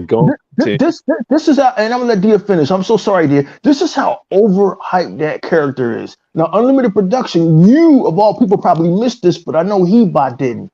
In the new movie Spider-Man Into the Spider-Verse, they literally robbed a scene from where Spider-Man Miles Morales sees all the other Spider-Mans in the universe. They literally stole that from the CW's Crisis on Infinite Earths when they opened up and they showed all of the various characters from the DC universe. Oh, wow. And so that's why I'm glad the DC stole that scene back and put it in the Flash, because it was their scene, but it's Spider-Man. So they can get away with, Spider-Man can get away with not having any fucking originality. Right. They will be swinging around in Manhattan until we are in our graves. I don't know what it is, but when He-Bot tells you, dear, because I think you're younger than us. When He-Bot, no, you can't be, because you said you played on the Omega or some shit. I did, when He-Bot said we've been playing Spider-Man games, He bought.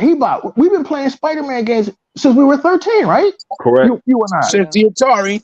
Yes. So go ahead, D. I'm sorry. Oh I no, forgot that's I host a retirement home podcast. Oh shit! Listen at this dude. wow. See, you can't let Unlimited have shit. No, I was just messing with y'all. Continue, Daya. No, he's telling the truth. But I'm gonna get mad at him for speaking the truth. yeah, but Oh my god. yeah, that's why I feel about this. I look at it as it's exciting to see a new title and where it can go. And I think Microsoft needs to do this. They have to do this because with all the exclusivity deals that Sony is doing, they're locking them out of games. And once these games are released, nobody cares about them anymore. Let's just face it. A game that's gone for 2 years, you've moved on. Okay. So I think they have to do this. And I think, for Microsoft to be willing to do this, that's very surprising to me because they do not like working with licensed IPs, as I can understand why they've been burned so many times with working with other companies, but maybe they have a good enough relationship with Disney, as we saw with Sea of Thieves, with that Pirates of the Caribbean and Monkey Island. And right. So I think they formed a really good relationship to the point where they're comfortable with them. And you'll probably see more collaborations on that end, but maybe not so much everywhere else, but I'll wrap it up there. Wonder what Unlimited Production said something 3 years ago. You weren't here for it. He said in 2020, when we started doing the Exile podcast, that we are in the content wars. And basically all Netflix is doing, all these streaming services doing, and all Xbox is doing for Game Pass is lining up content. But that's a bad thing now. Sony's been doing it for years. Yes, but they paying for timed exclusivity. Exactly. And don't get mad at us because the timed exclusivity is now biting you in the ass. Continue. In that area, I will also add is dying because think about it. I think you're gonna get competitors like a Netflix that's drawing people away, talent away. I will say that. Okay, they're getting good talent over there, and they have the money to back them. Sony can't compete with a Netflix, not on that scale. Yes, they have name recognition, but once Netflix start coming out with games that they got the talent and they're building studios, I'm not sure if that's all they're doing, but it sounds like that's what they're doing. Well, then how does Sony compete with that? They're buying titles and all this stuff is not going to help them when you have so many other players that have way more money and the ability to create these games from scratch. They can feel a need that Sony can't.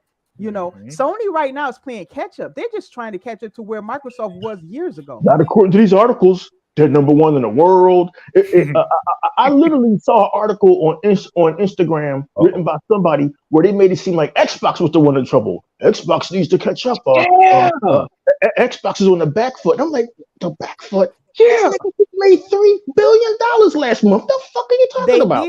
They did. And you know why they're saying it? It's the media, it's the industry protecting Sony, but that's coming to an end. You can only protect a dying body until it starts to, rot, and you can't protect it anymore. And it's rotting now. You're starting to smell the stench. Okay? I wish I was on the back foot to the tune of $3 billion every 3 months. I'd be giggling all the way to the poorhouse. They notice this is why they're so scared. They're scared to death. I would do some dumb shit like buy a new truck. I'd be wilding the fuck out. Dude, y'all thank you. I need one. Y'all talking so much truth, dude. Well, somebody said Xbox was the one limping into court today. I'm like, wow. What? Thank you, bro. How do you limp into court on a fucking $690 billion crunch? How do you do that? Did they forget that this is all over a near $70 billion deal? How do you limp into $70 billion? Can I limp into $70 billion, please? Paid in cash, I might add. See, that's why I like to follow Unlimited. And then here comes the number one recruit, Dia, saying all nickels. That's right. Unmarked nickels, cash money. You don't do that, dude. That's ridiculous. This is insane. The narratives are lunacy. It's crazy. You limp into court, but you bring all of your top executives into court. You're paying for them hotels, food for 5 days. Dude, listen, I took my daughter to a softball tournament in Chattanooga. That 7-day trip cost me $6,000 $100. I Damn. count the shit. Now you could imagine sending executives, all of the executives, to a court case. I'm sure they stayed at a better place than we stayed at. That was $174 a day. I'm sure they stayed better than that, just to provide context of the money that these people are spending. And Jim Ryan opted not to show because he spent all his money at that island E-Rock talk about. He ran out of freaking flyer miles. That's Damn right he did. He went to E-Rock's island over there. What's the name of that island? E-Rock? The Pitcairn Islands. He went to the most remote government in the world to fight this shit. I don't know how you limping when you're making 600 billion, 660 million a year just on Game Pass. The narratives are ridiculous. If I'm not mistaken, the stock market they're at an all-time high. Yep. So if they limp, shit, that's a good enough limp for me. All of these journalists, they need a narrative. All these game sites, Colin Moriarty, Paul Tassi, Outer Zink's favorite guy, they all need a narrative because they're emotionally. Hey, E-Rock, don't get cussed out by Hebot. Paul Tassi that's right. That's Hebot. That's my favorite dick puller. Damn right. Hebot get That's my favorite dick puller. Paul Tassi. They all need a narrative because they are emotionally attached to these stupid boxes they grew up with. I personally have never seen anything like it. I used to love PlayStation 2. I will go on record telling you that Soul Blade by Namco on the original PlayStation is one of the greatest fighting games of all time. It holds up to this day, and it's a PlayStation game. I am not beholden to a box I enjoyed when I was 26. I'm just not. And I'm not going to be emotionally attached so much that I'm going to ignore the truth. Sooner or later in 1996, we had to admit that Monday Nitro was better than Raw. We just did. So sooner or later, the world's going to have to Xbox is fucking doing it. And you either deal with it or you do like Sega Man has always said. Sega Man has said this time and time again while he was forgetting to send me links. If you want to play Starfield, buy an Xbox. Yes. But that's like that is like for them. That's going to the blasphemy. Thank you. Blasphemy right there. I could convince a Christian to go to hell before I could convince a PlayStation to Hey, Unlimited, you got to be careful because of Dia's symbol. Hey, E-Rock, I don't know if you heard the show a little while ago, but I pissed Unlimited off. I don't think Unlimited. I don't think E-Rock. I don't think Unlimited was happy when I told him I was closer to his controller collection because I bought the Starfield controller. Man. I bought the Starfield controller too. I couldn't resist it. Hey, Dia, I have 2 controllers now, so I'm sneaking up on Unlimited. Here's the $1 million question, and a dumb question too. Tuck, did you buy the Starfield controller? It's on its way. Is that Tuck, you mean to tell me? Tuck, picked it up for him. I picked it up for him. He won. Tuck, you mean to tell me you let these 2 jabronis beat you to the Starfield controller? Dude, I want to tell you right now, my collection. He couldn't find it. This nigga got more controllers than people in Zimbabwe got bones in their nose. I ain't never seen nobody with so many controllers. I want you to listen to this. I just bought 2 more. Oh my gosh. 2 more elite controllers. Oh shit! That I made myself. We in an arms race on who could have more controllers, man. No, Unlimited. Don't get me wrong. I'm after you.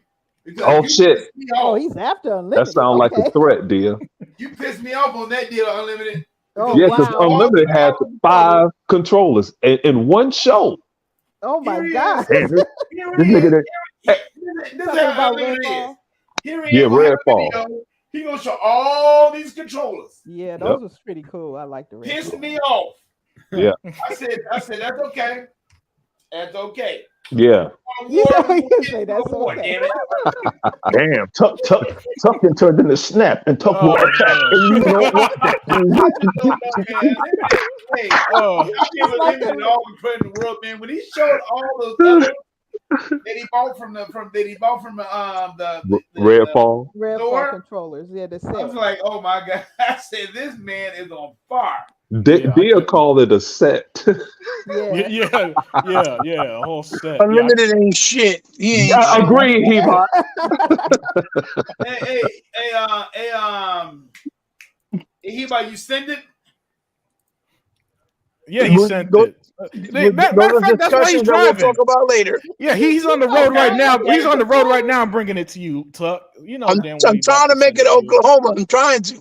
Yeah, He's driving right now. yeah. You know, he got to pass the 95, man, and that thing burned down a few weeks ago. Yep. So it slowed him up. Oh, it slowed him up. It slowed him up, man. Yeah. But hey, all jokes aside, let's move on to who didn't I ask yet? He-Bot, man. What are your thoughts on the Indiana Jones game? We now know it's exclusive after, and I kid you not, Xbox dudes saying to give Sony guys a bone and to make it multi-plat. But today, Peter Hines confirmed that not only He-Bot is it exclusive, they negotiated with Disney to make sure it wouldn't come to PlayStation. The same way with Starfield. How can I not forget?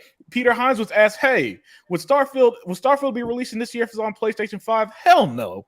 Basically, he said, "Hell no, wouldn't come out in 9 weeks if we had to develop for that garbage called the PS5." So, He-Bot, what are your thoughts on Indiana Jones, man? Because I think we got another heavyweight in the Xbox game family.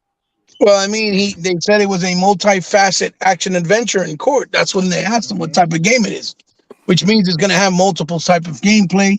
Listen, it's about time. Microsoft has to do what they got to do. They're not going to keep investing on a $68 billion investment and not get no fruits from their labor. Right. It's just not going to happen. Right. Obviously, the narrative has been that way because people always try to say since 2013 because they gave up Cuphead and they gave up Ashen and they gave up Ori. Oh, they're going to keep putting their games everywhere else, even though Aaron Greenberg came flat out and said, we're not putting no more of our games on Nintendo or PlayStation. Yeah, it's over. It's done. And people still keep pushing. They try to act like Aaron Greenberg never said that, even though you can look it up and it'll pop right up. Not only that, Disney made it very clear. We are inviting anyone and anybody that is willing to pay to use our IPs on any console or platform. That is why you now. Damn. Yeah, and that's why you're seeing Jedi out. Hey, He-Bot, you know what? I'm thinking about like you and E-Rock right about now. Maybe Disney is a little pissed about Spider-Man, and I'm willing to bet that they gave Xbox. They're like, hey, you could go ahead and keep the game exclusive, Indiana Jones exclusive, because they're waiting on Sony to slip up with Spider-Man. Wouldn't you give deals to everybody? That's why Ubisoft. Well, I mean, to be fair, there isn't a situation on this earth where I wouldn't do a deal with a $2.6 trillion company. That's just all that money. Yeah, I agree with that. They're looking for that money in that bag from everybody because Ubisoft is doing, Star Wars Outlaws. Yeah, for example. Disney isn't exactly rolling in cash neither. No, and wait a second. Doesn't Nintendo have Ultimate Alliance 3? It's still exclusive. Doesn't Sony have Spider-Man, Wolverine, and they have the Knights of the Old Republic remastered? No. That game's on hold indefinitely. It might be canceled. Right, but it was announced to come as an exclusive, wasn't it? But they couldn't afford it. So it's defunct now. Stop being mean. Stop being mean. We all know they can't afford shit. My bad. The point of the matter is he about acting like we talking down on a homeless man. Down on a Japanese company, man. Aren't we? Listen, I don't like to beat a man down when he's already on the floor. I just don't believe in that. Jim Ryan was on a plane to Brussels. Oh yeah, and we went to E-Rock's Island over there. And on top of that, if I sneak in a kick right in the face, I'm gonna make sure nobody see me. I'm gonna do it on the DL. You know what I'm saying? So it's about time that they actually put their foot down and said, no, we're keeping this exclusive.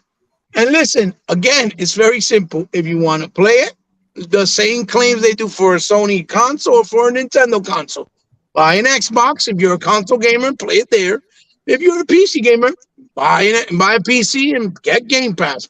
It's that simple. There's no rocket science to it. Everybody said you need exclusive to make your console appealing, to make your ecosystem They don't appealing. have no exclusives. They don't have no Make us exclusives. right, E-Rock. They said make us want to buy Xbox. Here you go. Now you have a reason. You have more than enough reason. Starfield, but they just don't want to pull that trigger. But they they don't want to take that L. That's why, because they was a lot of people were saying, "Oh, it's going to be timed." You'll see. Microsoft's going to put it everywhere else. They just want to make money from all consoles. They don't care about exclusives. That's why they don't want to take the L, dear. Because a lot of these jokers have been saying dumb shit that they have no clue. Like they work for Microsoft, like they know all the ins and outs. When it's common sense, you don't invest $68 billion once again. Like I said, cash to just money. go and put everything everywhere else. Right. Yes, Call of Duty is an exception because they know it has a following, and it was already born into a multi-plat, a multi-plat situation. That's like Minecraft. Go ahead. What happened? What's Shit No Elite do now? I don't like to kick someone while they down, but I'll beat Sony's legs in. Hey, I'm gonna join in with you, brother. I'm gonna join. I'm gonna go buy some Doc Martens and join in with you, brother. I said clear as day. Hey, E-Rock, I said clear as day. was innocent. Oh my No. God. Hey, Dia, I said hold on. clear as day. E-Rock, I said clear as day. If I'm gonna kick somebody in the face while they're down, I'll make sure that nobody see me. They don't gotta know what's the secret. Hey, Dia, Shit No Elite is that dude. He's that slick. He's like Unlimited and Sega, man. He'll hit you in the face on the slide and just watch you fall. On the DL. Yeah. I'm gonna stomp Sonya the curb like that racist did in American History X. I ain't gonna show no mercy. My God. I ain't gonna show no mercy, and I want to be seen. Yeah, that was horrible. I can't stand Sonya. They deserve everything. That's another thing. That's another good point. Sega. Well, I'm not going to feel sorry for a company that, has the Last Ronin exclusive, Paradise Eve exclusive, Final Fantasy exclusive, Silent Hill Remake Part 2 exclusive. How are you going to sit there with a straight face and be like, but why they got Indiana Jones and Hellblade exclusive when they own it and they're funding it? Meanwhile, you don't own it. You don't fund it. You just pay for time exclusivity, and you got over 12 games that you pay for to be exclusive. Right, because pretty soon Ryan McCaffrey will say, "Well, is it coming to Sony?" Right. Well, Ryan McCaffrey, now what he got to tweet out is, I think it's genius that Microsoft has made Indiana Jones exclusive the way he did with Final Fantasy. Mm-hmm. It's time that Ryan McCaffrey does that because you got to hear your word now. It's that simple. And here's the thing, they're not going to stop. When Hellblade comes out and we see how incredible, we've already seen it, but when we see it completed in this incredible state, they're going to be begging for that too. We're going to keep hearing this over and over. Well, they're already petitioning for that. Look what's on screen, Daya. They already, oh my gosh, really? You dirty rat, Unlimited. You dirty rat. That's why I don't like Unlimited, dude. Unlimited ain't shit. Rat. It's so dirty. You see that? Oh my gosh, I can't You believe play dirty, Unlimited. Stop. And look at it. This is from Game Rant.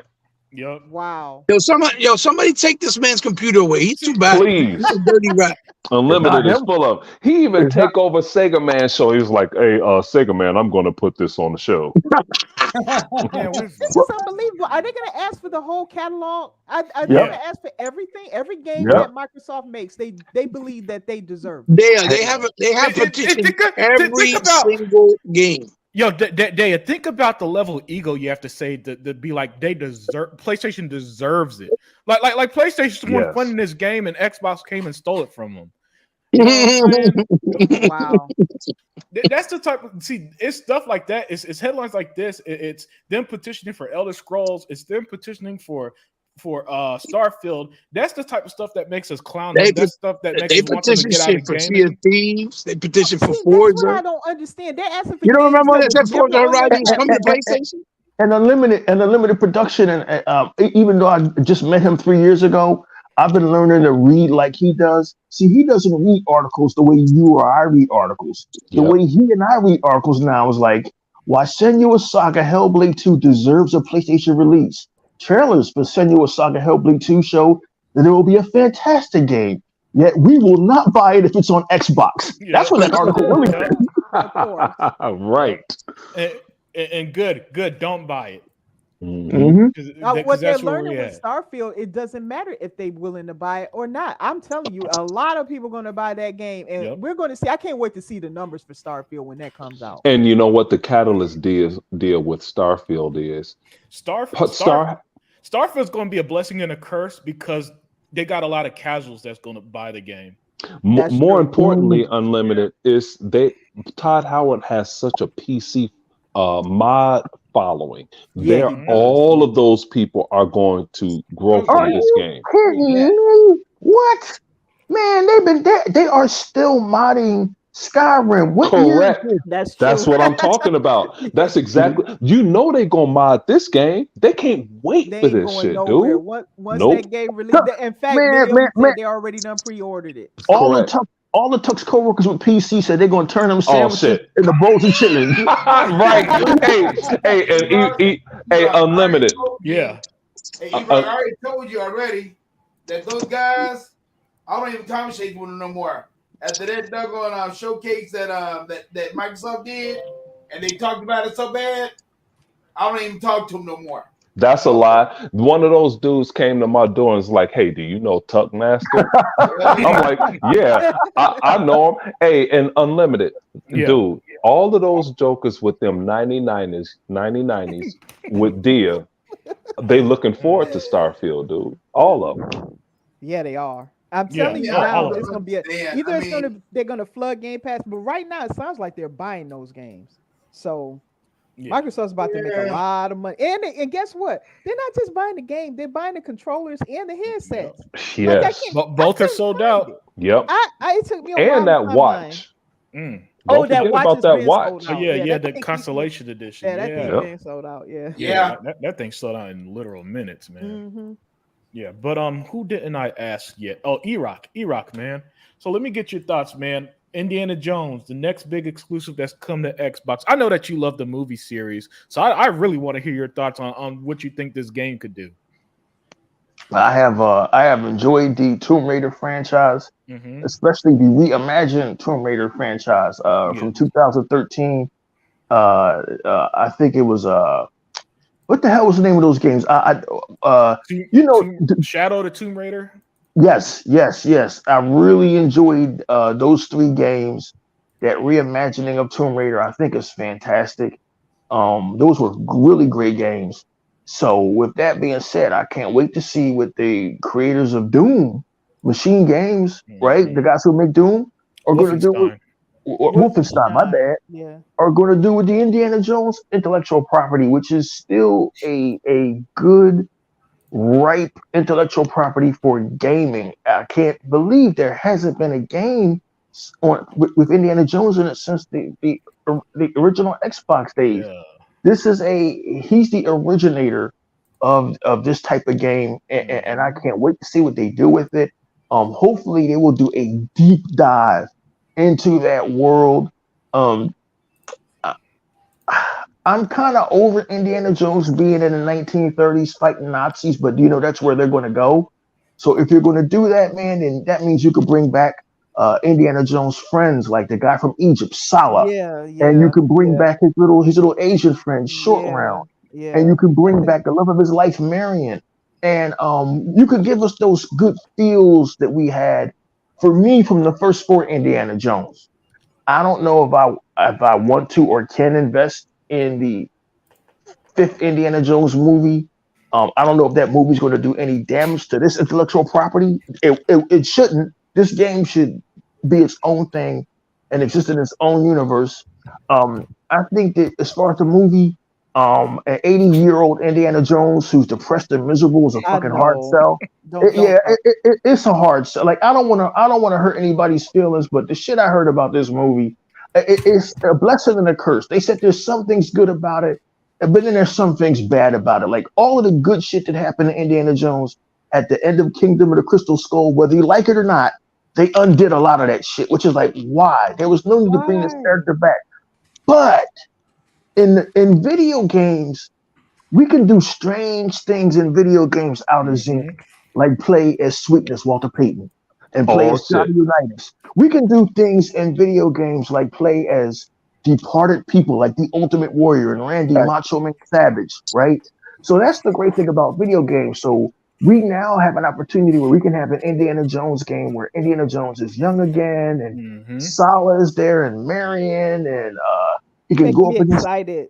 Yeah, this is so fertile. Hey man, E-Rock, listen to this, dude. You know what? Next time your ass show up, I'm gonna have one of my boys here that's a movie buff.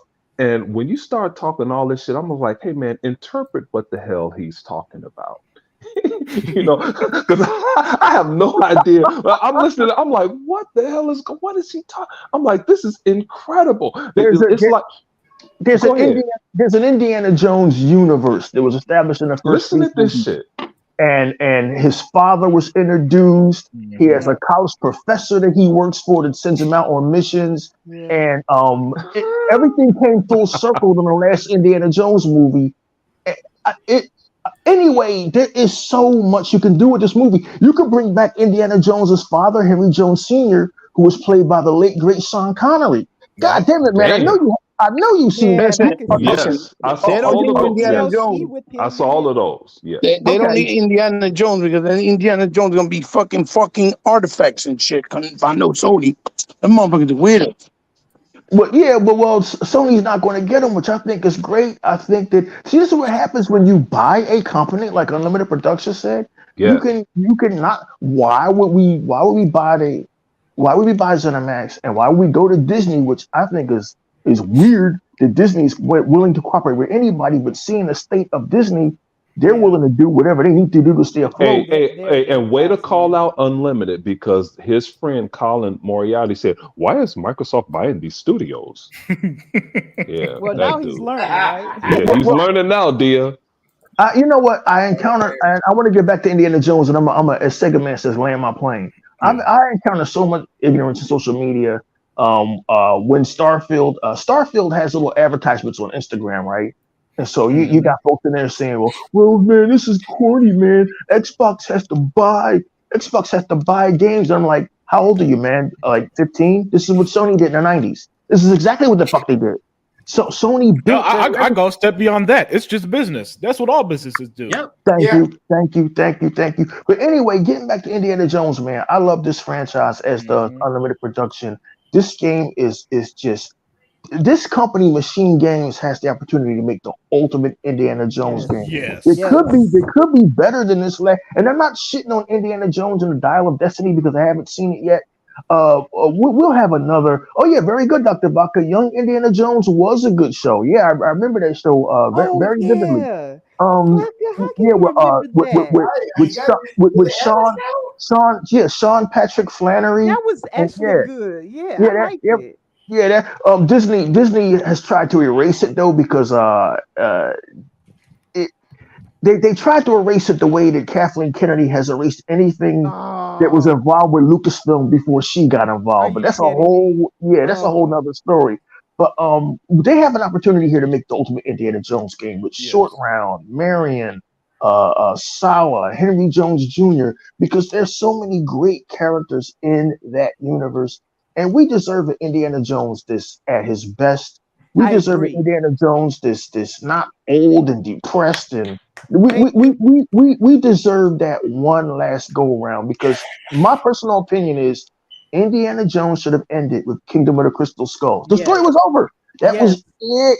The movie started out with him being depressed because the college and the FBI thought he was a communist, and his father was gone, and Marcus Brody, his college buddy, was gone. And listen to this shit, dear. Dear. He won't let me finish. I don't, because I'm mad now. I'm really pissed. Hey, dear, let me give you further context, because I'm so mad because E-Rock cussed me out maybe before you were recruited over here. And E-Rock was mad because I said the best Batman was Adam West. And it was like, oh, he ain't shit for saying I this. never. Can you guys hear me? Yeah, loud and clear. I never said that. In fact, for those Hey guys, hold on. Give me a second. Guys, we can't have three conversations at the same time. Can you give me a second, guys? I got an exclusive. Hold on. Wait a second. Go ahead. Give me 1 second. So, Mr. Jones, how do you feel that the Xbox is going to have an exclusive game starring you? I think it's great.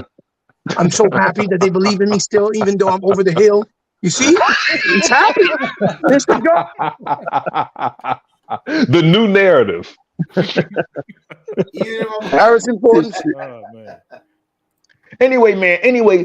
Other thing, man. You got to get. I'll get you up to speed on these movies. Anyway, Indiana Jones finds out that he has a son. He finds the love of his life, and his life comes full circle in the last movie, and that's where it should have ended. With video games, we can take him back to being 38 years old, 40 again, and put him in that world and have the ultimate Indiana Jones game. So, in closing, I'm excited for it. I'm excited for what Machine Games is going to do. I think they have an opportunity to eclipse Shadow the Tomb Raider, which is a big job to do. I think they have an opportunity to eclipse The Last of Us, or what's that guy, Nathan Drake? Because they're all Uncharted and Tomb Raider. With all due respect to Lara Croft, they're all derivative of Indiana Jones. So correct. I'm looking forward to this game. I can't wait for it. We probably won't see it until 2025. But I'm excited for it. And guys, listen, if you want to get up to speed before the game, Indiana Jones 1 through 4 is available for digital download and streaming, and there'll be a new movie coming out June 30th. I don't know the quality of it because Lucasfilm has gone to shit, and really their track record is bad. But I mean, this is one of the greatest characters in. Listen. When they showed that trailer for Indiana Jones and the Kingdom of the Crystal Skulls, and I saw that hat rolling on the ground, people were in the trailer with tears in their fucking eyes. That's how much this dude means to us, right? This dude means so. It pains me to call Indiana Jones 5 Indiana Jones and the enlarged prostate. It hurts me. It hurts me to the core to see Indiana Jones in the afternoon nap. It pains me to the core to see him sitting there in his apartment waiting for fucking divorce letters or whatever the fuck they did to him. Shit. Well, whatever the fuck they did to him. Because first of all, how the hell did he live to make it to 1969? But that's neither here nor there. I understand that these people are in charge of these intellectual properties now, and I am not. But that's why there's video games. It doesn't matter that fucking James Gunn is going to destroy the fucking DC universe. It doesn't matter that Kathleen Kennedy and Lucasfilm are going to destroy Indiana Jones, because Machine Games, you can save us. You can restore this intellectual property back to its glory. Look at how 343 Studios treats Halo. They treat that shit with fucking respect. That's all we ask for. So yes, I'm looking forward to the Indiana Jones game, and I can't wait for it, guys. Excellent stuff, E-Rock. And Zinc, I don't think I asked you yet about Indiana Jones, but it seems like you don't know about it. Anything? Oh no, I'm not. That was absolutely fantastic. Yeah, well, I remember that motherfucker been around since 1981. He missed all that shit. Hey, hold on, man. Indiana Jones Temple of Doom. That was the movie. Okay, my dude. Okay, all right. Well, I'm looking forward to it. So, I'm just glad it's exclusive, so I can talk my shit, and I'm out. Yeah. Hey, I'm with you there, man. Because when I saw people say give them a bone, I'm like, hey, fuck no. Not from the same people that listen. I had to block like 4 people just today that's coming in saying Xbox has no games and all that dumb shit. Right. Those are the people that I want to throw. I want Xbox to throw a bone to. Exactly. No. Because if Indiana Jones was multi-plat, those same people would have came here and said, "Ha ha, we have Indiana Jones as well," and they, you don't got games, right? And they wouldn't buy it either. No, they wouldn't buy it. They wouldn't play it. It's just be the shit it's talk an because Xbox it's on title. PlayStation. Yeah, exactly, Daya. Exactly. I do have one more thing to say. At least Indiana Jones will be RDNA 2 developed. Oh, there you go. Boom. There you go. Yep. Yep, and you know, I love the fact that they're doing an original story. I love the fact that again, like Erock perfectly put, due to the technology in which you could do with game, like with gaming, you could do anything. He's not limited to his physical body like he is at 90 years old right now, right? Where for some reason they just won't let these old dudes like Patrick Stewart and the dude who plays Indiana Jones, his name is Harrison Ford, retire. Harrison Ford. Yeah, they won't let these guys retire. Just let them go away. It's okay for things unlimited. We've had this discussion before in entertainment, guys, and others. Zink and I argued about this shit months ago. It's okay for things to end. Gears of War, guys, have to come to an end. No. If not, there'll be no. Guys, Unlimited, kick his ass off the show.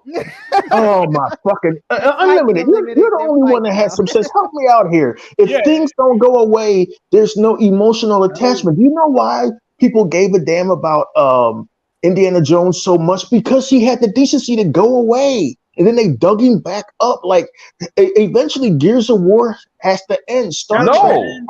Oh my god! Hey, Sega Man, what's up with this dude, E-Rock?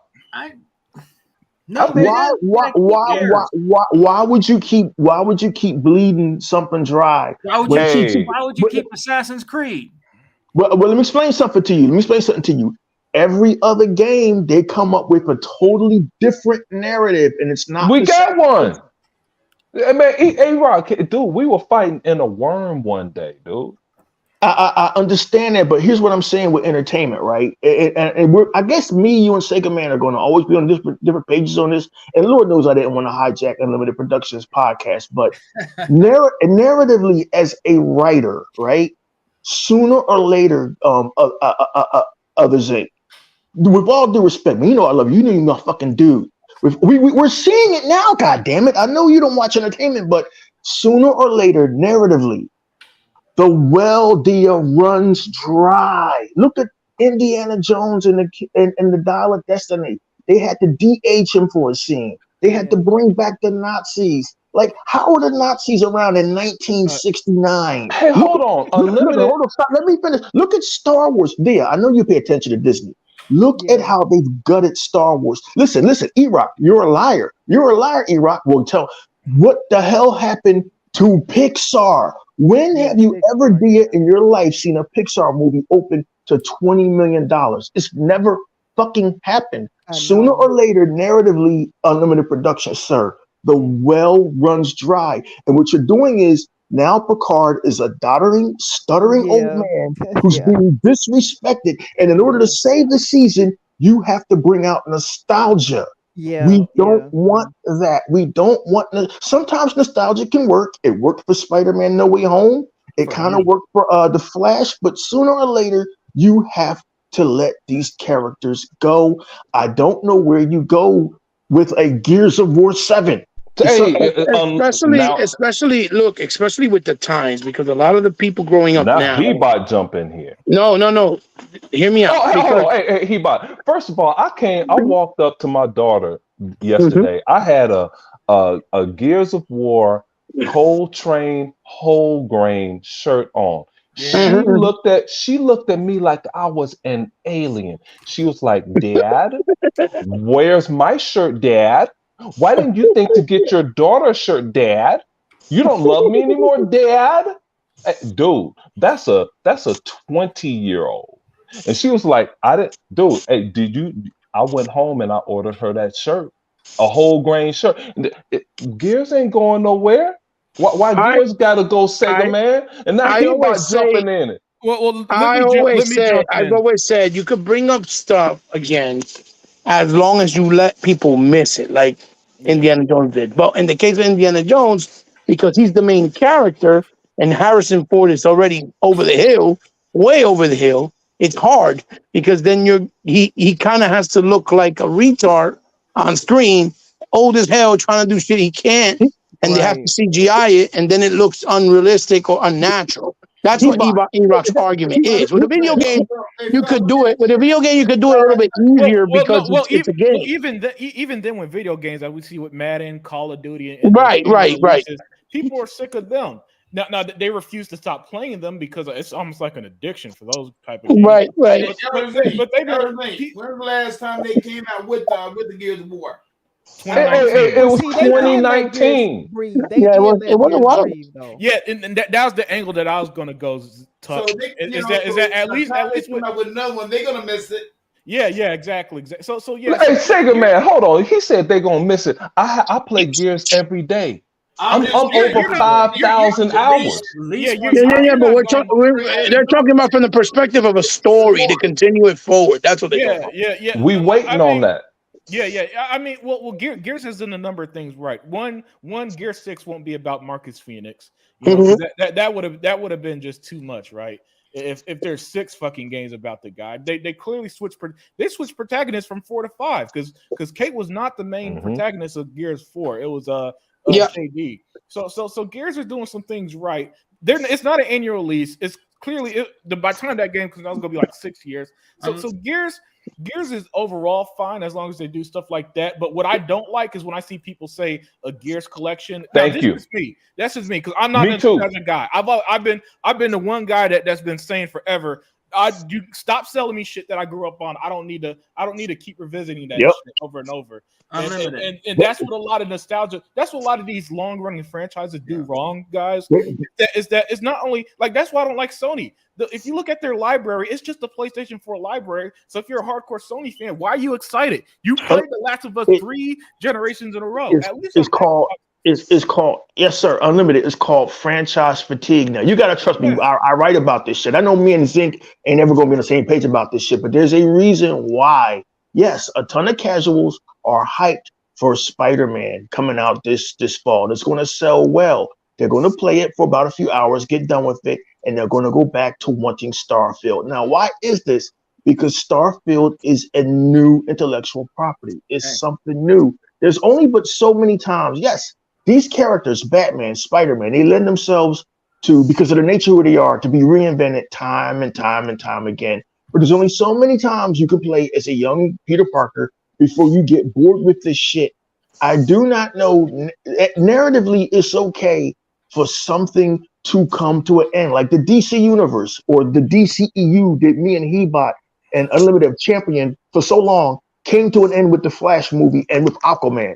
Good. Okay, good. I loved it. I own the movies.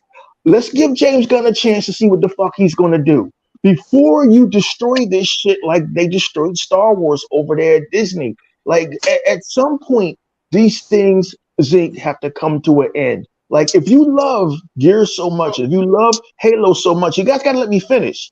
You would want to see his story come to a satisfying conclusion of the Zinc. And that's what we had with Indiana Jones and the Kingdom of the Crystal Skulls. He got married to the love of his life, Marion Ravenwood, and God damn it, he walked off into the sunset. And before Shia LaBeouf could grab his hat, he grabbed it and said, nope. And that was the end of it, fade to black. But you brought him back. You keep, hold on, Tuck. You keep bringing back Master Chief. You keep bringing back Spider-Man. I'm bringing back Obi-Wan. But you won't let me talk. This is why I don't do 100's podcast. I don't want to let me fucking talk. You won't let Marcus Phoenix and them have their swan song, which we thought was in Gears of War 3. We thought they beat the Locust. It's okay for Picard and them to ride off into the sunset the way Captain Kirk and them did in Star Trek 6. Unlimited production. Remember that? When they rode off to the sunset? It's okay for these shits to come to an end. And I get it. Indiana Jones is fertile for video games because we haven't seen a whole lot of him. But all I'm saying, guys, is God damn it, there's going to have to come a time when what's the fuck is his name? Kratos hangs up his fucking axe. There's going to have to be a time. That's an excellent example. Kratos ain't shit though. He was a badass in 3, but now he's like this depressing fucking father who forgot he had a family. He's a bitch boy now. And the Norse mythology. Here's the thing, E-Rock. Halo has so many facets. So does Star Trek. Halo so is God of War. Okay, no, the God of War is nothing like Halo because there's a million gods in the pantheon they can use. They're going to keep on doing it unless somebody says stop. Halo is infinite. How long before Kratos is in India fighting fucking Ganesh, the elephant? That game, God of War, don't make sense right now because they skipped their gods. They're overlapping them. Halo Because is. they needed to continue the franchise. But see, the Instead of thing ending about it of the Zinc, they should have ended that shit with God of War 3. that's got that Kratos can't even jump today. May Okay, I add something to this? I've go been ahead, waiting dear. for Go ahead, opportunity. Yeah, yes, you may, because Zinc ain't making no sense as usual. Go ahead. Oh no, I was about to kill it. Zinc was about to smoke it. But go Okay, ahead, dear. listen, this is how it's done correctly. And if you guys ever watch Star Trek from the original Star Trek all the way up, I say to Enterprise, the way that they did it, and this is the right way that you do a story. Number one, they didn't stick with one group. They never they exhausted what they did with Kirk and his team, and then Right. they handed it over to the next generation crew. And then the John next Blue. generation, when they were done, they handed it over to the Space Nine crew. Mm-hmm. And what set them apart is they were in the same universe. And I can go on to Voyager and then Mhm. Enterprise. Mm-hmm. But what set them Damn, apart is she they all like my had uncle over here. what set them apart is that they all had their own unique villains. They had their own like stories. They didn't feel like the previous version of themselves. Like for Correct. instance, Deep Space Yeah. Nine had the Dominion as their main villains, and then Yep. if you go to Picard, I think it was The board. The I Borg. think it was the Borg. You're right. It was the Borg. It's been a long time. Sorry. Listen but- at The you Borg, guys, the dude. This Borg, is the ridiculous. Dominion. Borg. Listen, I'm gonna start you. The Borg, the Dominion, the Kazon, Right, right. the founders. And here's what happened, dear. Do you know what happened to Star Trek? Because I remember vividly, right? Enterprise was fucking rolling, right? And in 2005, Paramount said, we've reached a wall narratively. Right. We're canceling Star Trek. We're going to go away. You guys can check my facts.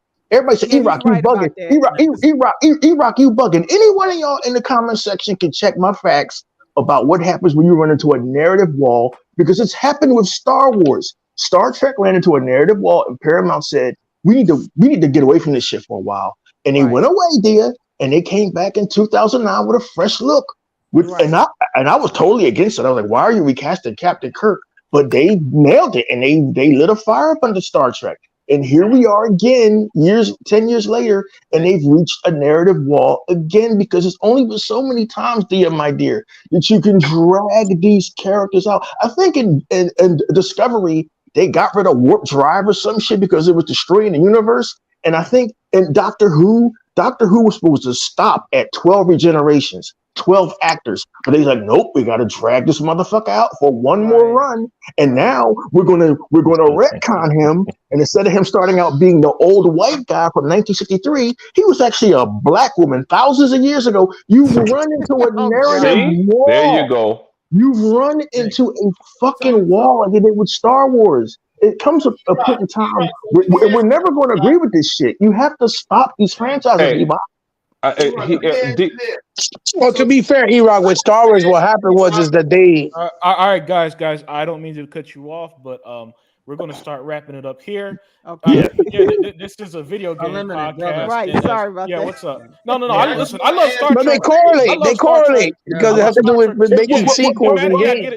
They correlate. It fits anything that we were talking about, but it's been 2 hours and 20 minutes, and I'm ready to wrap it up. So 2 hours and 17 minutes. His girl called him, so it's time to get busy. So we got to get him out of here. Unlimited, So, brother. what's If up? I What's may, up? if I may, guys, if I please may, let me just say one thing about and then like Unlimited said, we got to wrap it up. I have to. I agree with E-Rock with some of the things that E-Rock is saying, but Gears of War, in my opinion, brothers, and our first lady of chat, in my opinion, I am so immersed in me, and I think I speak for others when I say this, and maybe some people in the chat. I am so immersed in Gears of War. It's a great game. It's a great game, and it just, in my opinion, it has more. I think it has more to offer, brothers. I really believe that it has more to offer with these new characters. You introduce Coltrane's daughter. You don't really know the full background of Coltrane, which could be a game by itself that can probably do very well as a black character in gaming, and knowing his background of how he became part of more immersed of how he became part of Gears of War. And to be honest with you guys, and you guys are probably going to think I'm crazy. I always, for some reason, guys, I always go back to playing the old games. And I don't know why. They're great. Me go back and play those old games all the time, E-Rock. And then you might think I'm crazy, bro, but I keep playing Gears of War 2 over again. I keep playing 3 and Judgment over again. I don't know what it is, E-Rock. They were great games. They were great games. They were great games, and narratively, they were fresh. End of discussion. That's why they were great games. And from a narrative standpoint, writing, they were fresh. They had new ideas in 2006 to 2010 or whatever it was. Yeah. Well, the difference is, though, too, Gears has multiple characters. When you talk about Indiana Jones, it's just one character. So there's a big de facto, you know. And what I mean? it's that's like 40 or 50 years. Gears only started in 2006, 2007, and it's like, and Halo is the ultimate. Like Vodka was saying, Halo has over 40 novels and 3 encyclopedias. The game only started in 1999. I mean, there's so much to Halo, it's ridiculous. Yeah, I think spin-offs are the solution to that. I agree. I agree. And then it's bigger than just the Master Chief. He's just a cog in a massive universe that Sony hasn't figured out for 23 years. This game has been going on for 23 years, a freaking game. That has multiple worlds in it, multiple characters. Dude, I want to still play as Fireteam Black. I want to play up until they die. I want to play as Team Lock shit. And Spartan Lock. It's too much going on. And then you find someone that's more ruthless than the Flood. There's no enemy worse than a Flood.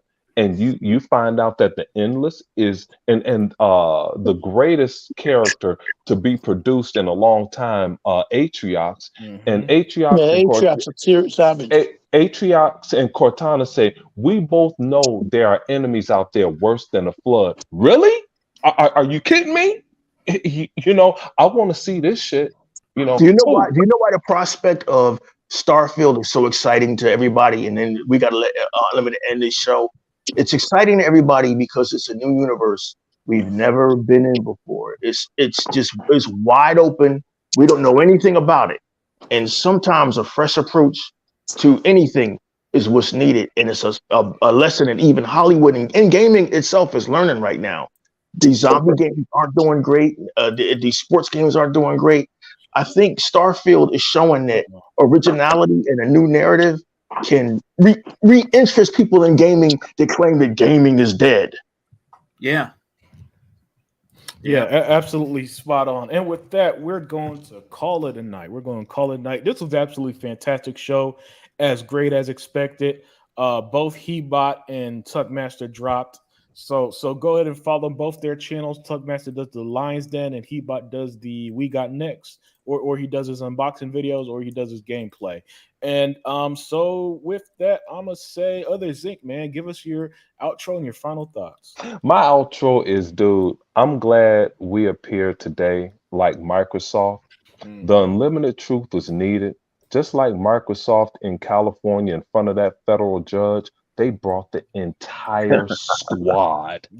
They brought everybody to say, hey, bro, this is what we gonna do. When we have a problem, everybody shows up. I'm glad everybody showed up to the podcast today. I apologize to the chat because we usually read a lot more comments, but I'm glad the chat showed up. It's impossible. Yeah, the chat was fantastic as always. But it's impossible to read the chat when there's 7 people here. But excellent stuff, Zinc. And Sega Man, thank you for joining, man. But give us your final thoughts and your outro. Well, guys, my final thoughts are that I really believe all of us on the panel here, with Hebot and Tuck not here, but we always, guys, listen, since 2013 with the Xbox One, we were number one. We were number one, man. Yeah, they came up with stuff about the 720p box, but we had the better lineup of games that came out. Mm-hmm. Yep. Because it was always about games. You know why? Because Microsoft is always about what? Software. Facts. And we had the better lineup. And yes, every company stumbles and falls and come back. And I want these guys out here, E-Rock, keep pushing that. I really want them to keep doing it. I want you to keep saying Xbox got no games. I want you to keep saying that, man. Keep saying that, because you're not doing nothing but bringing us more games that you want now, like Grounded.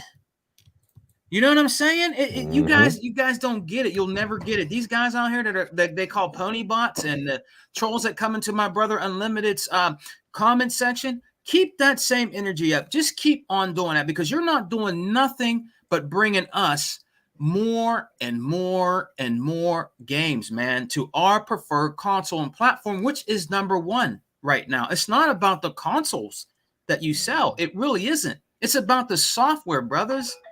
It's about the software. We're getting games, way more games than Nintendo, way more games than PlayStation, and we're getting gaming companies right now that's under Microsoft Studio than any other console that's out here right now. So for a company and a game system doesn't got any games, I would say that we're the winners. Yep. Because we got all the game over here on Xbox, man. And like I always say, brothers, and Our Lady of Chat, we're eating good over here, man. We're eating good. We just got more games today in Game Pass today that just dropped. More games. Yep. I can't keep up, brothers. I'm playing that game that E-Rock's talking about. I just started playing a little bit of it with the little girl with the watercolors. I tried that game out. I like it. It's impossible to keep up. Yep. It's very innovative. It has a very cool artsy style and form to it. I like the game, man, and I want them to keep doing that. I want them to keep bringing games to Game Pass, man. We're the winners. Okay, we are. We're the winners. I don't care if they have so many consoles and they're number one on the market and all that bullshit that they keep touting to the rooftops. We're number one right now because they wouldn't be in the comment sections of Unlimited's show talking shit about Xbox if we weren't number one. Mm-hmm. You know what I mean? And they know that deep down in their heart, man. So I close and land my plane with this, man. Unlimited, brother, your show is on fire. The Unlimited Truth, man, is the truth. And I'm glad that I can join you for the summer, man, and doing these podcasts with you, my brother E-Rock, Daya4568, my brother Other Zinc, Hebot, and Tuck, man. Y'all have a good night. Peace, man. Excellent stuff. Daya4568, always fantastic. Give us your final thoughts and your outro. You guys can find me in the chat of our group. I tend to frequent our group. I do visit other places, but I don't always converse in those. Sometimes I do, sometimes I don't. But you can also find me in different podcasts, and I come when I can, but I've been showing up a lot more better, so I think I've been doing a little bit better at that. And I want to leave you guys with this. I'm changing my thing up a bit because I think we've won this war, so I don't need to build you guys up anymore. So it's like I feel like my chat doesn't need me anymore, you know. But I figured out a different way of bringing something new to the end, and I say, with Indiana Jones coming, think about what it is that might excite you about an Indiana Jones game. And maybe next time you can tell us and we can discuss it in one of Unlimited's shorter, you know, where he doesn't have a lot of people. We can all talk about it there. But think about what it is about an Indiana Jones game that might have you excited. Is it because it inspired Tomb Raider? Is it because it's of its story? You know, I'd like to know. And Dad, you should tell them too, if you haven't experienced an Indiana Jones game, you can experience an Indiana Jones game right now, back and pat on the original OG Xbox. Boom. Great, Scott. Great segue. Very good. Excellent. And last but not least, E-Rock, man, give us your final thoughts and your outro. Hey, man, it's always great to join you guys and have these discussions where it's always respectful. Sometimes it's heated, but it's all fun because we all bring a different perspective to gaming. And we all agree on one thing: that Xbox is a fantastic console.